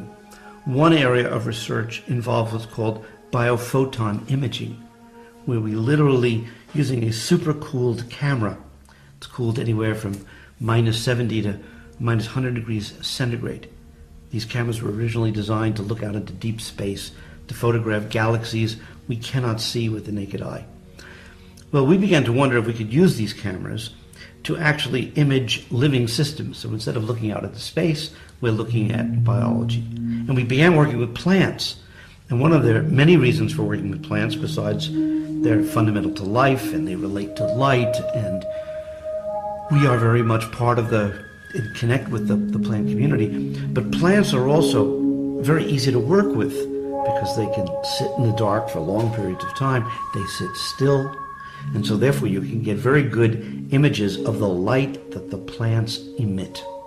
And what we found is that not only can we measure the light that's coming out of the plants, which you cannot see with the naked eye, but we can measure auras that are actually surrounding the plants. So you can see the light that's going on around the plants. Then we can actually see how the plants interact with light. So for example, if you have 2 geranium leaves, one next to the other, and you take a long exposure, you can actually see the extension of the light, and it's like lightning grabbing one another and caressing one another. You actually see the light beams connecting the two, which again has never before been seen. Now you can take healers, and healers can, for example, send healing intentions to a leaf, or they can be specifically asked to say, can you enable the leaf to glow more? And we could actually show that people who are trained as healers can actually, without touching the leaves, with their intention, send an intention for the leaves to spontaneously glow more. And then we can place them in this completely dark chamber where these images are obtained, and lo and behold discover that the leaves are glowing. Now you take that one step further and you could say, well, what about people from a distance? Could people do this 10 miles away? Could they do this 100 miles away, or even 1,000 miles away? And with Lynn McTaggart, who wrote the book The Field and has written a new book called The Intention Experiment, we've been doing long-distance experiments where, for example, a group of 400 people in England will, together as a group for 10 minutes, send an intention to a leaf in Tucson in my laboratory to glow. And we'll have 2 leaves. We'll call them leaf A and B. Each leaf has been injured. It's been, little holes have been placed in it, 16 of them in a 4x4 grid, because when you injure a leaf, it actually glows more, because when there's injury, there's actually the healing response involves energy. And then what we do is we have 2 video cameras, cam recorders, picking up the images of each of the leaves and then sending by the internet to England. Now, someone in the audience flips a coin, and it comes out randomly heads or tails, and let's say they pick leaf B. At this point, the image from Tucson being sent to London of leaf B is now on the screen. And now 400 people can simultaneously send glowing intentions to the leaf that they see. Meanwhile, my research assistant in Tucson, Mark, he's blind to which leaf has been selected. Okay? After the 10 minutes, Mark is then asked to take the leaves and put them into the biophoton imaging system so we can collect these long exposure images of the leaves. And then they're blindly scored before we break the code to find out what happens. And much to my absolute amazement, sure enough, if leaf B was selected from a distant group and they could actually see the leaf, they're able to affect the glowing of that leaf compared to a match control. German physicist Fritz Albert Popp proved the existence of biophotons, that all living organisms, including humans, had auras that transmitted and received intelligent signals. He also found that plants communicate at a distance with one another by their transmissions and receptions of biophotons. This digital photograph of a giant palm tree shows something extraordinary that appeared invisible to the naked eye. A 2 to 3 foot wide orb of plasma light. It even has a green plasma membrane, kind of like a giant cell. Are plants in communication with invisible beings of light? Could we be in communication kind of like a giant cell? Are plants in communication with invisible beings of light? Could we be in communication through Einstein's action at a distance with our future soul matches as friends, loves, husbands, wives, teachers, business partners, and spiritual mentors before we meet in person for the first time? Could this communication be happening based on our current thoughts, feelings, patterns, and our personal energy signature? Creating a dialogue with your soulmate before you meet them is very important, because a lot of us may feel that maybe our soulmate isn't really out there, and so, in the back of your mind you hope for it, but it's not active in your day-to-day life. And it's important to put those messages out that that is what you're looking for. You're not going to settle for anything else when you clear your space and you're totally open to receive your soulmate, and when you do your soul work on a daily basis and you put the feeling tone of finding your soulmate in that space. All of those things are essential to communicating with your soulmate before you actually meet them. You have to believe that your soulmate can hear you, because if you don't believe it and you're just saying, oh, I'm going to put out this message, if you're actually there or not, I don't know, but I'll just say that I'm ready and you'll hear me. It doesn't work that way. You have to truly believe that they can hear you and send a clear message to them in order for the line of communication to meet them instantly, because that is not only a leap of faith, but it also creates a clear signal so that nothing, no doubts, no resistance are interfering with that signal. If you have a doubt and interference through that, not being sure, then it won't be an instant message. It'll be, it'll come to a stop sign at some point. So it's really important to have faith and true belief that your soulmate can hear you when you're sending out those feeling tones and those messages of I'm ready for you, and mirroring that in your actions on your day-to-day basis. Dr. Bruce Lipton has made a remarkable discovery by observing how biological cells can be in communication with one another at a distance. There's an interesting understanding in biology about how one can separate proteins in a mixture which contains thousands of different proteins. And basically how it works is you take a drop of this mixture of thousands of different proteins, you put it on a surface of a gel. And what you do is run an electric current through this gel surface. And what happens is, because each protein has its own unique vibrational frequency and mass to it, each protein responds to the field with its own unique characteristics. So as a result of putting the proteins in a field, it causes the proteins to move in that field. Some proteins move faster than other proteins, so the net result is that the proteins actually begin to sort themselves out on a petri dish. And ultimately, if you continue doing this, you can identify individual clusters of proteins that share common characteristics because they will move at the same rate of speed on this gel. We apply this to an understanding of humans as protein mechanisms. Each one of us has our own unique identifying frequency to it. Each one of us on the surface of the earth is like a protein on the gel. Interestingly enough, the field forces around us, the invisible forces, influence our movement on the surface. So during our lives, we move across the surface of the planet from one place to another, and ultimately, if we share vibrational frequencies with other people, it's inevitable that at some point we will ultimately cross paths, just as proteins do in what is called chromatography or gel electrophoresis. So basically, it's a very interesting understanding that we will ultimately meet up, if we continue our movements, with people that share our vibrational frequencies.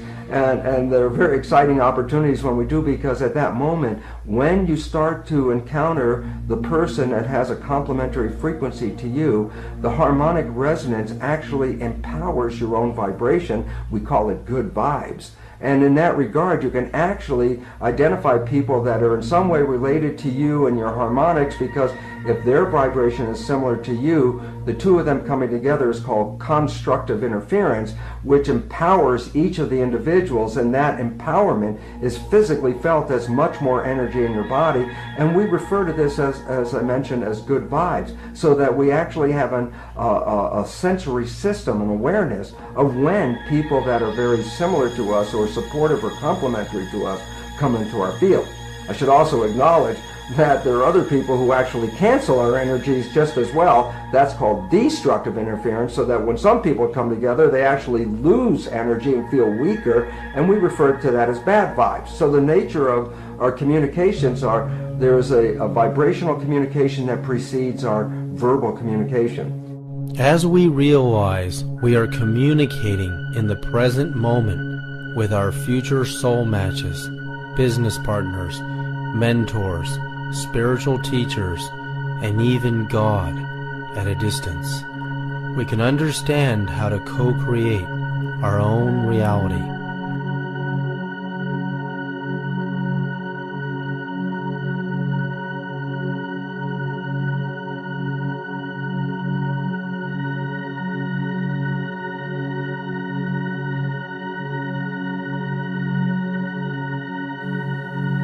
Once we understand the concept that we are constantly broadcasting our personal energy signature into the field, and we're also receiving messages from the field, we can see how we can focus and actually attract not only our soulmates and soul matches, but our future business partners, and actually creating a future career for ourselves that is more harmonious to who we really are. We can also see how we can use the field to attract our spiritual teachers. We want to find teachers that resonate with where we want to go in our spirituality, regardless of our religion. But also, how we can use the field to create a dialogue with the universe itself. So, whether we're an architect, an astronomer, a biologist, a medical doctor, a musician, an artist, or even a student, by creating this dialogue with the super intelligent levels of the field, and expanding our consciousness ultimately into the 9 levels of the cosmos, the 9 levels of the angelic and the 9 levels of the field, we can get the answers to anything we can imagine. The cure for AIDS, the cure for biofuels, the next biofuels. We can find the secrets to nuclear fusion. We can find the secrets to unlimited zero-point energy. We can find the secrets to the next song, the next generation of music. All of that information is available to us in this field if we can tap into it. We can even begin to formulate a dialogue to awaken our own inner genius and true potential.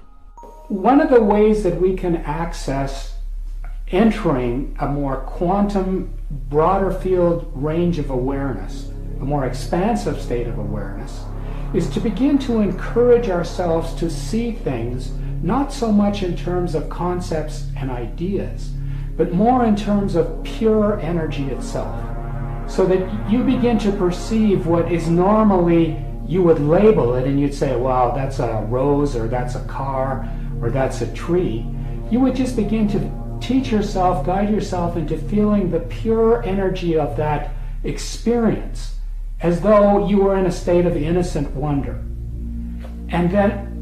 So what this does is that it frees your whole cortical field. It's like just because you detach yourself from looking at the world in terms of ideas doesn't mean you lose those ideas. What it does is it helps you to free your informational field up, so that now when you encourage yourself to go into really deep states of peaceful, quiet, core being relaxation quiet, when you learn to penetrate to the very core essence of the quantum field itself, what you start to feel is an incredible harmonic peacefulness. So we have a meditation which encourages you to enter into that state of pure, unattached to ideas, pure energy awareness, complete, peaceful, brilliant stillness.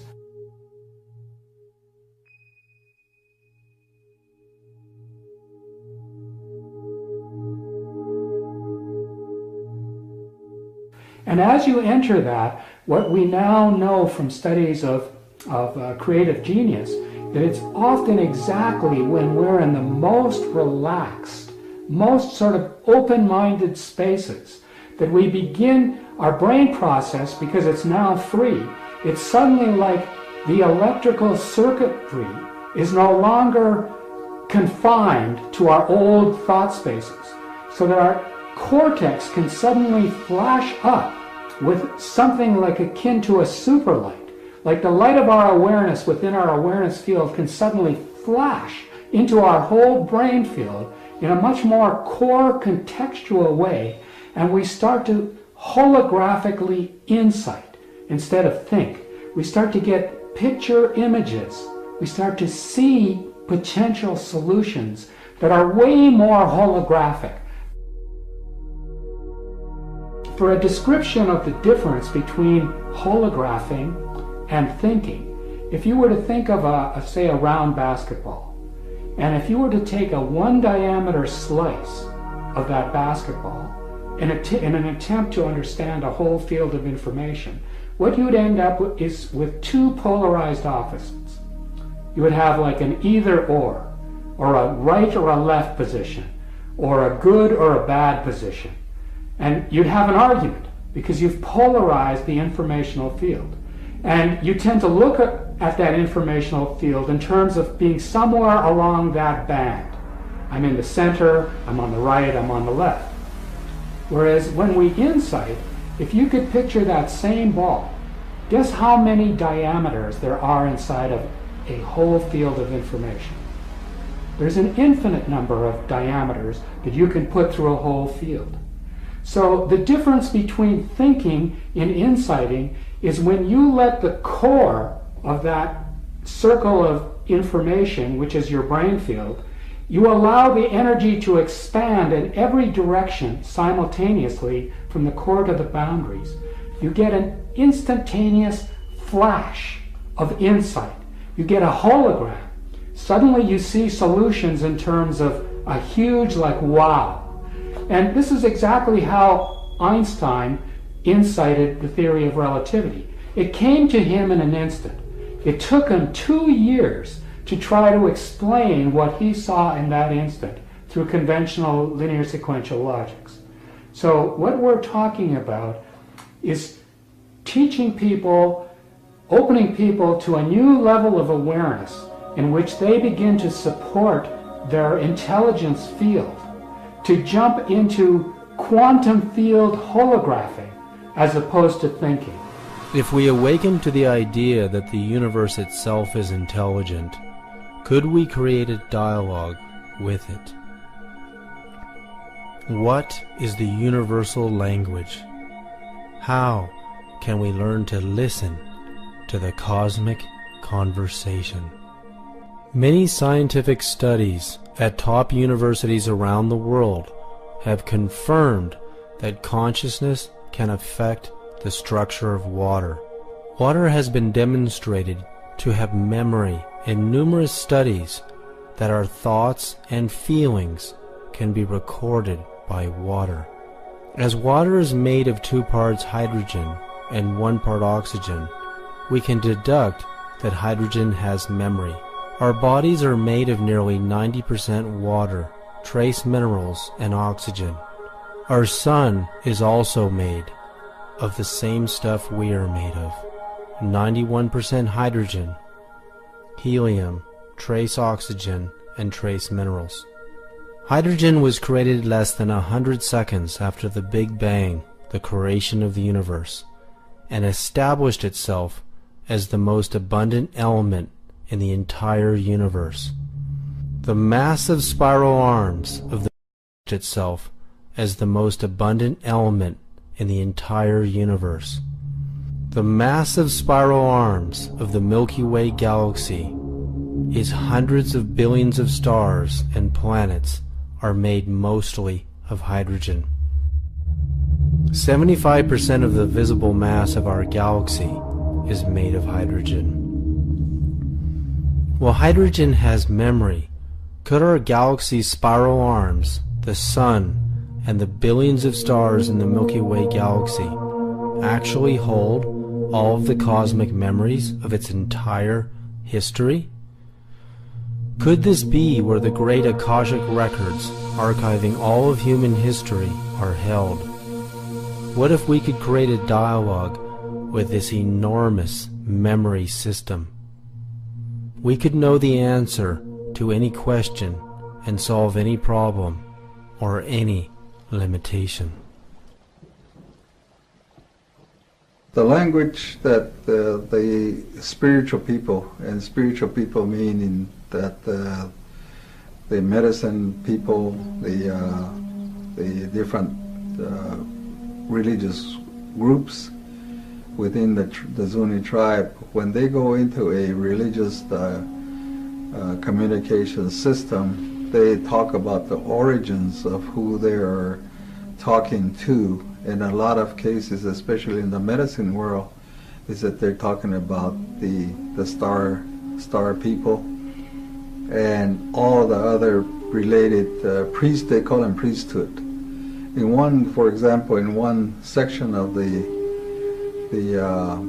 prayer system, there's a specific line or a phrase or a group of within a prayer that talks strictly about the night beings and in the upper world priesthood. They call it. That's the only one that is referenced as a male and female entity, and the sky people, the night people priesthood, and the finish line in that is that they only appear instantaneously. That's one line in the prayer system. There are so many different parts to the prayer system depending on the specialty of that particular medicine group. Is there a language of the universe, a language if uttered with perfection, the secret forces of the universe could be activated? When we examine some of the most ancient languages in the history of the world, such as ancient Hebrew, the Vedas, Aramaic, and the Native American Indian dialects, we find that these prayers were designed to invoke spiritual, healing, and powerful forces of the conscious universe. What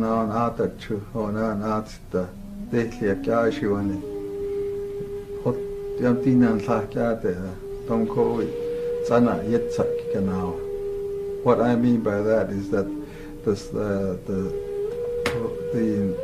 during the nighttime, the night priesthood, including the female, they come, and also that I'm talking about the priesthood of the universe. They only come and show themselves instantaneously, is what that passage means when you're doing our prayers. When we communicate them with directly, that is the prayer that they use. The language of the Zuni is a very unique language in that there is no other Indian tribe that has any connection with the Zuni language.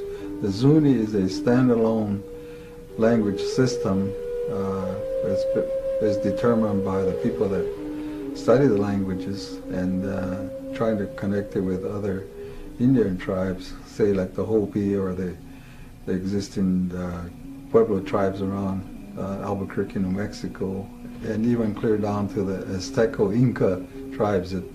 And the ethnologists and the linguists have never found any connection to any of the Zuni language, so it's a standalone system by itself as far as the language is concerned. Do all ancient dialects go back to the same source, the sounds of nature and the sounds of the universe itself? Well, Pleiades, what took me some time to understand is that in the prayer system, they talk about all the different directions. Not only is it the internal part of the earth, the different directions, the 6 directions of the earth, boundaries, the up and down, the east and west, and north and south, and so on. And in the when they start talking, giving prayer to those people that are in the upper world, it starts out with what the Zunis refer to as the rock roof, and they're referred to as priests or gods.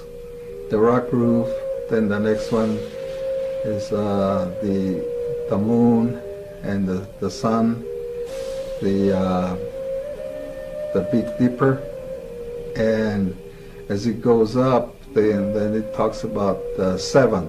The 7 took me a long time to figure out that was referring to Pleiades. Pleiades having got 7 star group or whatever it is. And then above that is the supernova group. And depending on the specific functions of the Medicine Order Society, then again it expands into other star systems and also certain parts of certain stars stars or planets in the universe, depending on what their specific order is or their medicine group is. And those are kept pretty well secret among those societies. In Zuni, even though the medicine orders are the same, the specific groups have their own references, and sometimes we don't know what the other society references are. But in the case of Pleiades, it's very specific. That's incredible. So you're saying the elders could talk to gods or goddesses from different star systems? Yes. The ancient Hebrew name of God is the name that cannot be uttered or heard by the human ear because it has no vowels to move air through it. The name literally cannot be uttered or heard by the human ear unless vowels are introduced to it. The phonetics of the letters YH, WH produce a sound so low in frequency it cannot be heard. Could the sound of the sun be part of the universal language system? Okay, in my modeling, which I developed from a deep meditative state, in the early 1970s. The model that eventually appeared to me, which I wrote down in my first psychoenergetic book, which I didn't publish for about 30 years, that was in 1997. And that was Science and Human Transformation, Subtle Energies, Intentionality, and Consciousness. So in that, I draw a Minkowski diagram with the standard cone kind of thing, but there are several cones where the events occur inside the normal light cone of Minkowski is the coordinates of distance and time. The limitation of the walls on the cone is velocity of light, c.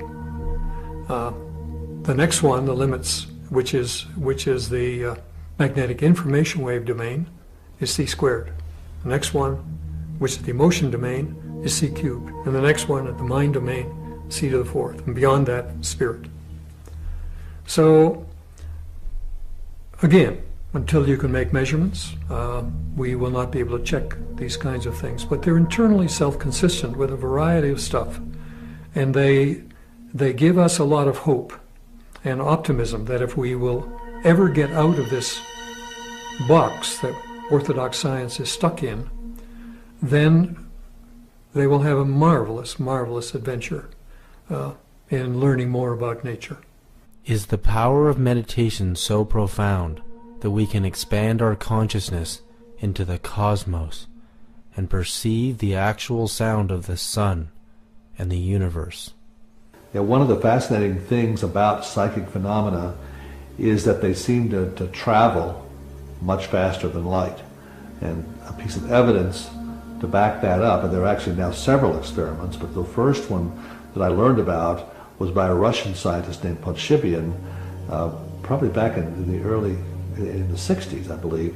He was working with acupuncture and measuring the voltages on the acupoints on the body. Acupuncture, as you know, there are certain points on the body that the Chinese medicine stipulates have certain electrical properties. As Podshibian was measuring the voltages, he saw a curious spike in them and wondered what the cause of the spike was. Later he learned there had been a solar flare at the moment that he saw this voltage spike. What was strange is that the spike occurred 8.3 minutes before we would be able to see that solar flare, because light travels, at a limited speed. It takes 8.3 minutes for light to get from the sun to the earth. But his spikes showed up instantaneously. So this is the first evidence. That there's something that travels much faster than light that affects the body and affects the acupuncture system, and we can measure it physically. Since then, the Russians have done a lot of work on what they call torsion, which is their version of the same psychic force. And they do find there's an element of that does travel much faster than light, so that now even telescopes have been devised which can measure this energy, and they show that signal does travel faster than light.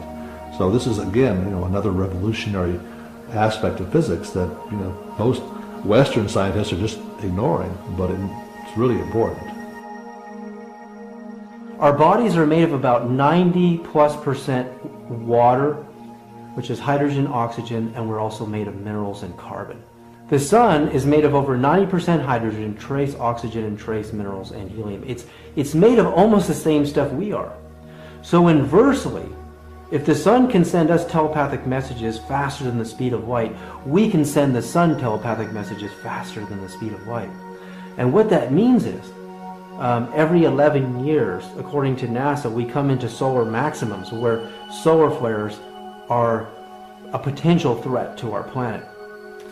If we can learn to pray and talk to the sun as a living being, not as a god, not as the god of creation, but if we can talk to the sun as a living being, can we collectively, with billions of minds together, ask the sun to calm itself, to harmonize itself with us, and not to harm us? Can we do that? Are our collective minds that powerful? If we consider Dr. Tiller's model once again, realizing that consciousness is operating in a domain beyond the gamma ray spectrum, Consciousness has the power to create a universe. Considering a short 10-second gamma ray burst from a supernova will release more energy than our sun will in its entire multi-billion-year lifetime, consciousness in the magneto-electric spectrum and beyond is even more powerful than that.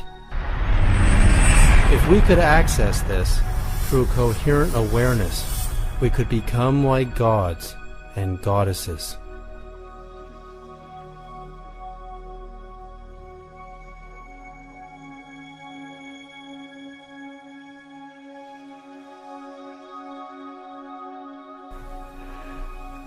To me, we are all spirits having a physical experience as we ride the river of life together. Our spiritual parents dressed us in these bio-body suits, put us in this playpen that we call a universe, in order to grow in coherence, in order to develop our gifts of intentionality, and in order to become what we were intended to become, co-creators with our spiritual parents. And co-creator means to eventually evolving to the place where you could interact with planets and you could co-create planets or stars. So it's in the game as far as I see it. We're not anywhere near the end of physics, the theory of everything. We're just babes crawling across the floor of the universe. We've hardly begun the great adventure. And all of these things are possible. We manipulate this universe. That's why it's here for us. It's our classroom. No other way to become co-creators on this magnificent scale. But that's in our future from this planet's level of activity. We have to move and become coherent at the deeper levels of nature. Using Einstein's equation of converting frequencies into mass energy, the higher the frequency, the higher the energy. Any frequency into the gamma ray spectrum, the magneto-electric spectrum and beyond, coupled with matter, has the power to create anything we can imagine, including the solar system, the galaxy, and the universe. The coherence at this level of nature is very good. I mean, we can make lasers. We can convert the potential of a light bulb from 50 watts to create temperatures 10 times the surface of the sun if you could make all those photons, electromagnetic photons, coherent. But the dimensionality of the higher dimensions, just as this one, okay, if you look at the most coherent aspect for electromagnetic laser is the wavelength of the light you're dealing with. So, but now if you go to the next level, of the vacuum, magnetic information wave level, you've changed the size scale by 10 orders of magnitude. And then to the next level, another 10 orders of magnitude. And the next level, another 10 orders of magnitude. And so to be coherent at those inner levels, really coherent, the energy densities are beyond your imagining. So it isn't just that it goes c squared, c cubed, c to the fourth.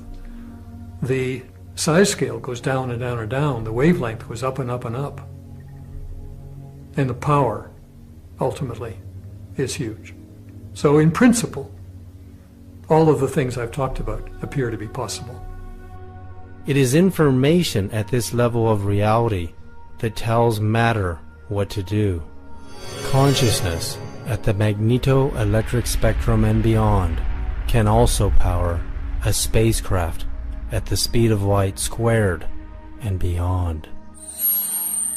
Does this give us a new understanding and a new vision of God? When you make the two into one, you will become children of Adam. And when you say, mountain, move from here, it will move. Jesus, the Gospel of Thomas. By tapping into just a small amount of this consciousness, certainly we could change the weather, and we could talk to the sun to ask it to do anything. Imagine for a moment if a hurricane was coming in the future. But now, as people, instead of what we're doing with the weather forecasts, which is we're amplifying the fear and we're looking at all the blowing of the winds and all the torment and so on. Imagine instead we had millions or billions of people simultaneously engaged in an organized, synchronized, guided imagery over the media of sending loving intentions and calming intentions to a storm, or even was redirecting it to a safer environment. Would we find that the storm was diminished?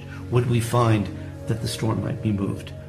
Well, we'll never discover it unless we look for it. If we don't ask the questions and we don't try it, we'll never know whether it matters or not. The key to talking to nature is to know its harmonic language. When we examine this photo of ordinary water, flash frozen while it was exposed to the sound of the sun, we can see it transforms from its ordinary state of disorder into the most perfect sacred geometry. Is there a purpose to the sun's sound waves broadcasting throughout the solar system?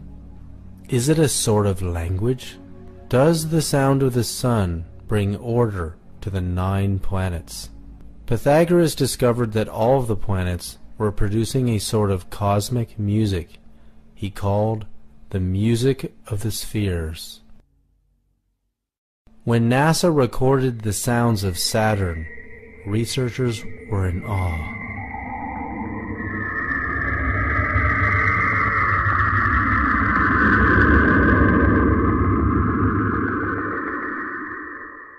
The sound of Uranus.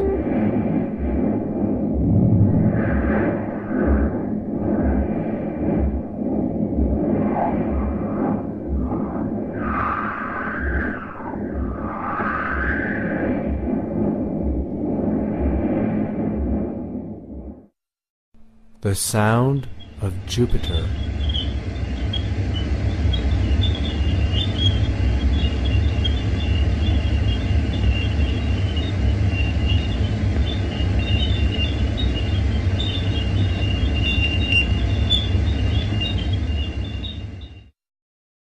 The sound of the earth.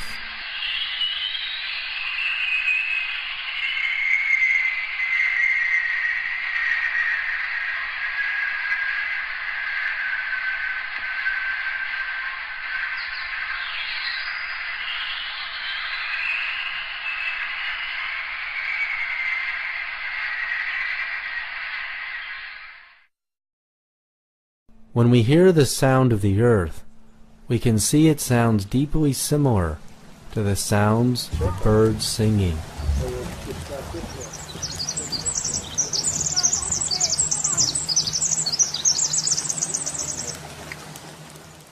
NASA scientists were astounded when they heard the sounds of the earth for the first time, because they knew the birds understood the secret language of the universe and the earth itself. They were singing as if in a dialogue with the creation.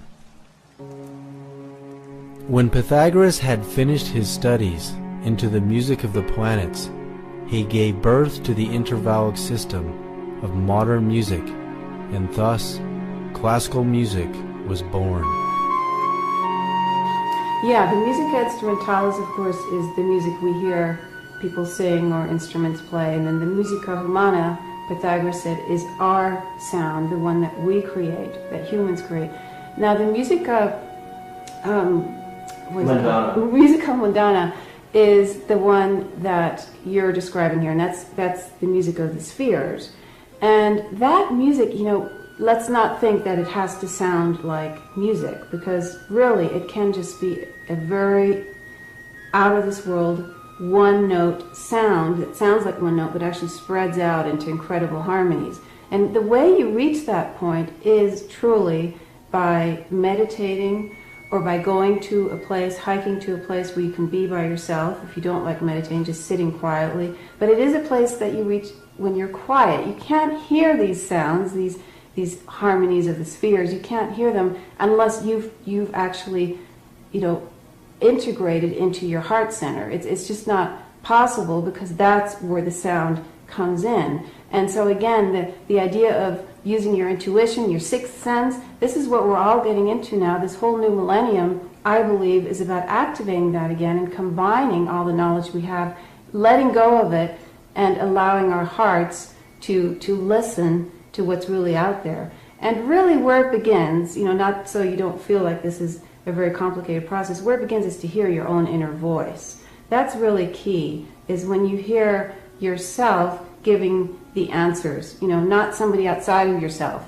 not the media, not your husband or wife, your friend, your family telling you what to do, but you actually tune in to yourself. And once you start tuning in, you have tuned to the music of the spheres. The tuning in is what's necessary to hear the great cosmic music that's out there, which is all about you, because you're part of creation. You're creating this music. So tuning in will allow you to not only hear it, but also to participate in it as well. And again, it differs for everybody as to how that happens.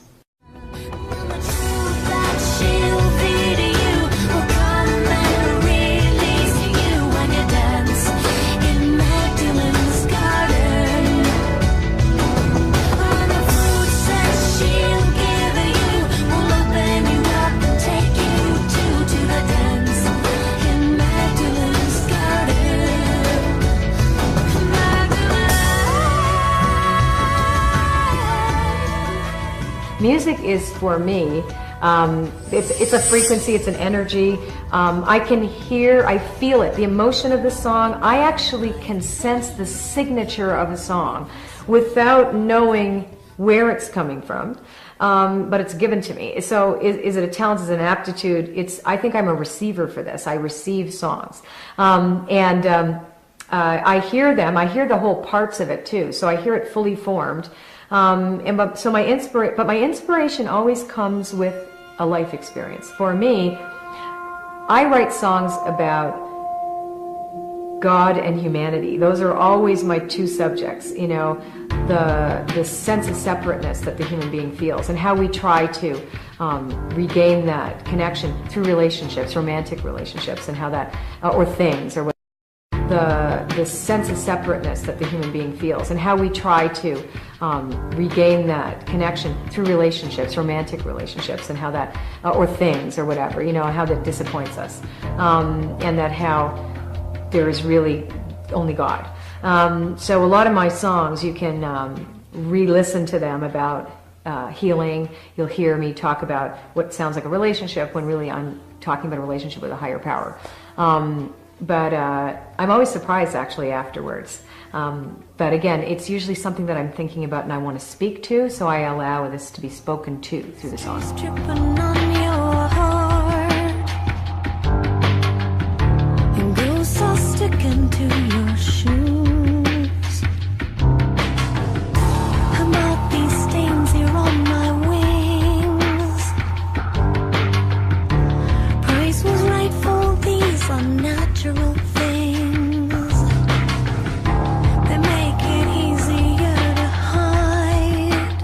Jesus spoke the Lord's Prayer in Aramaic, a language that is at least 3,000 years old. Was this language also consistent with tonalities of the hidden forces of creation?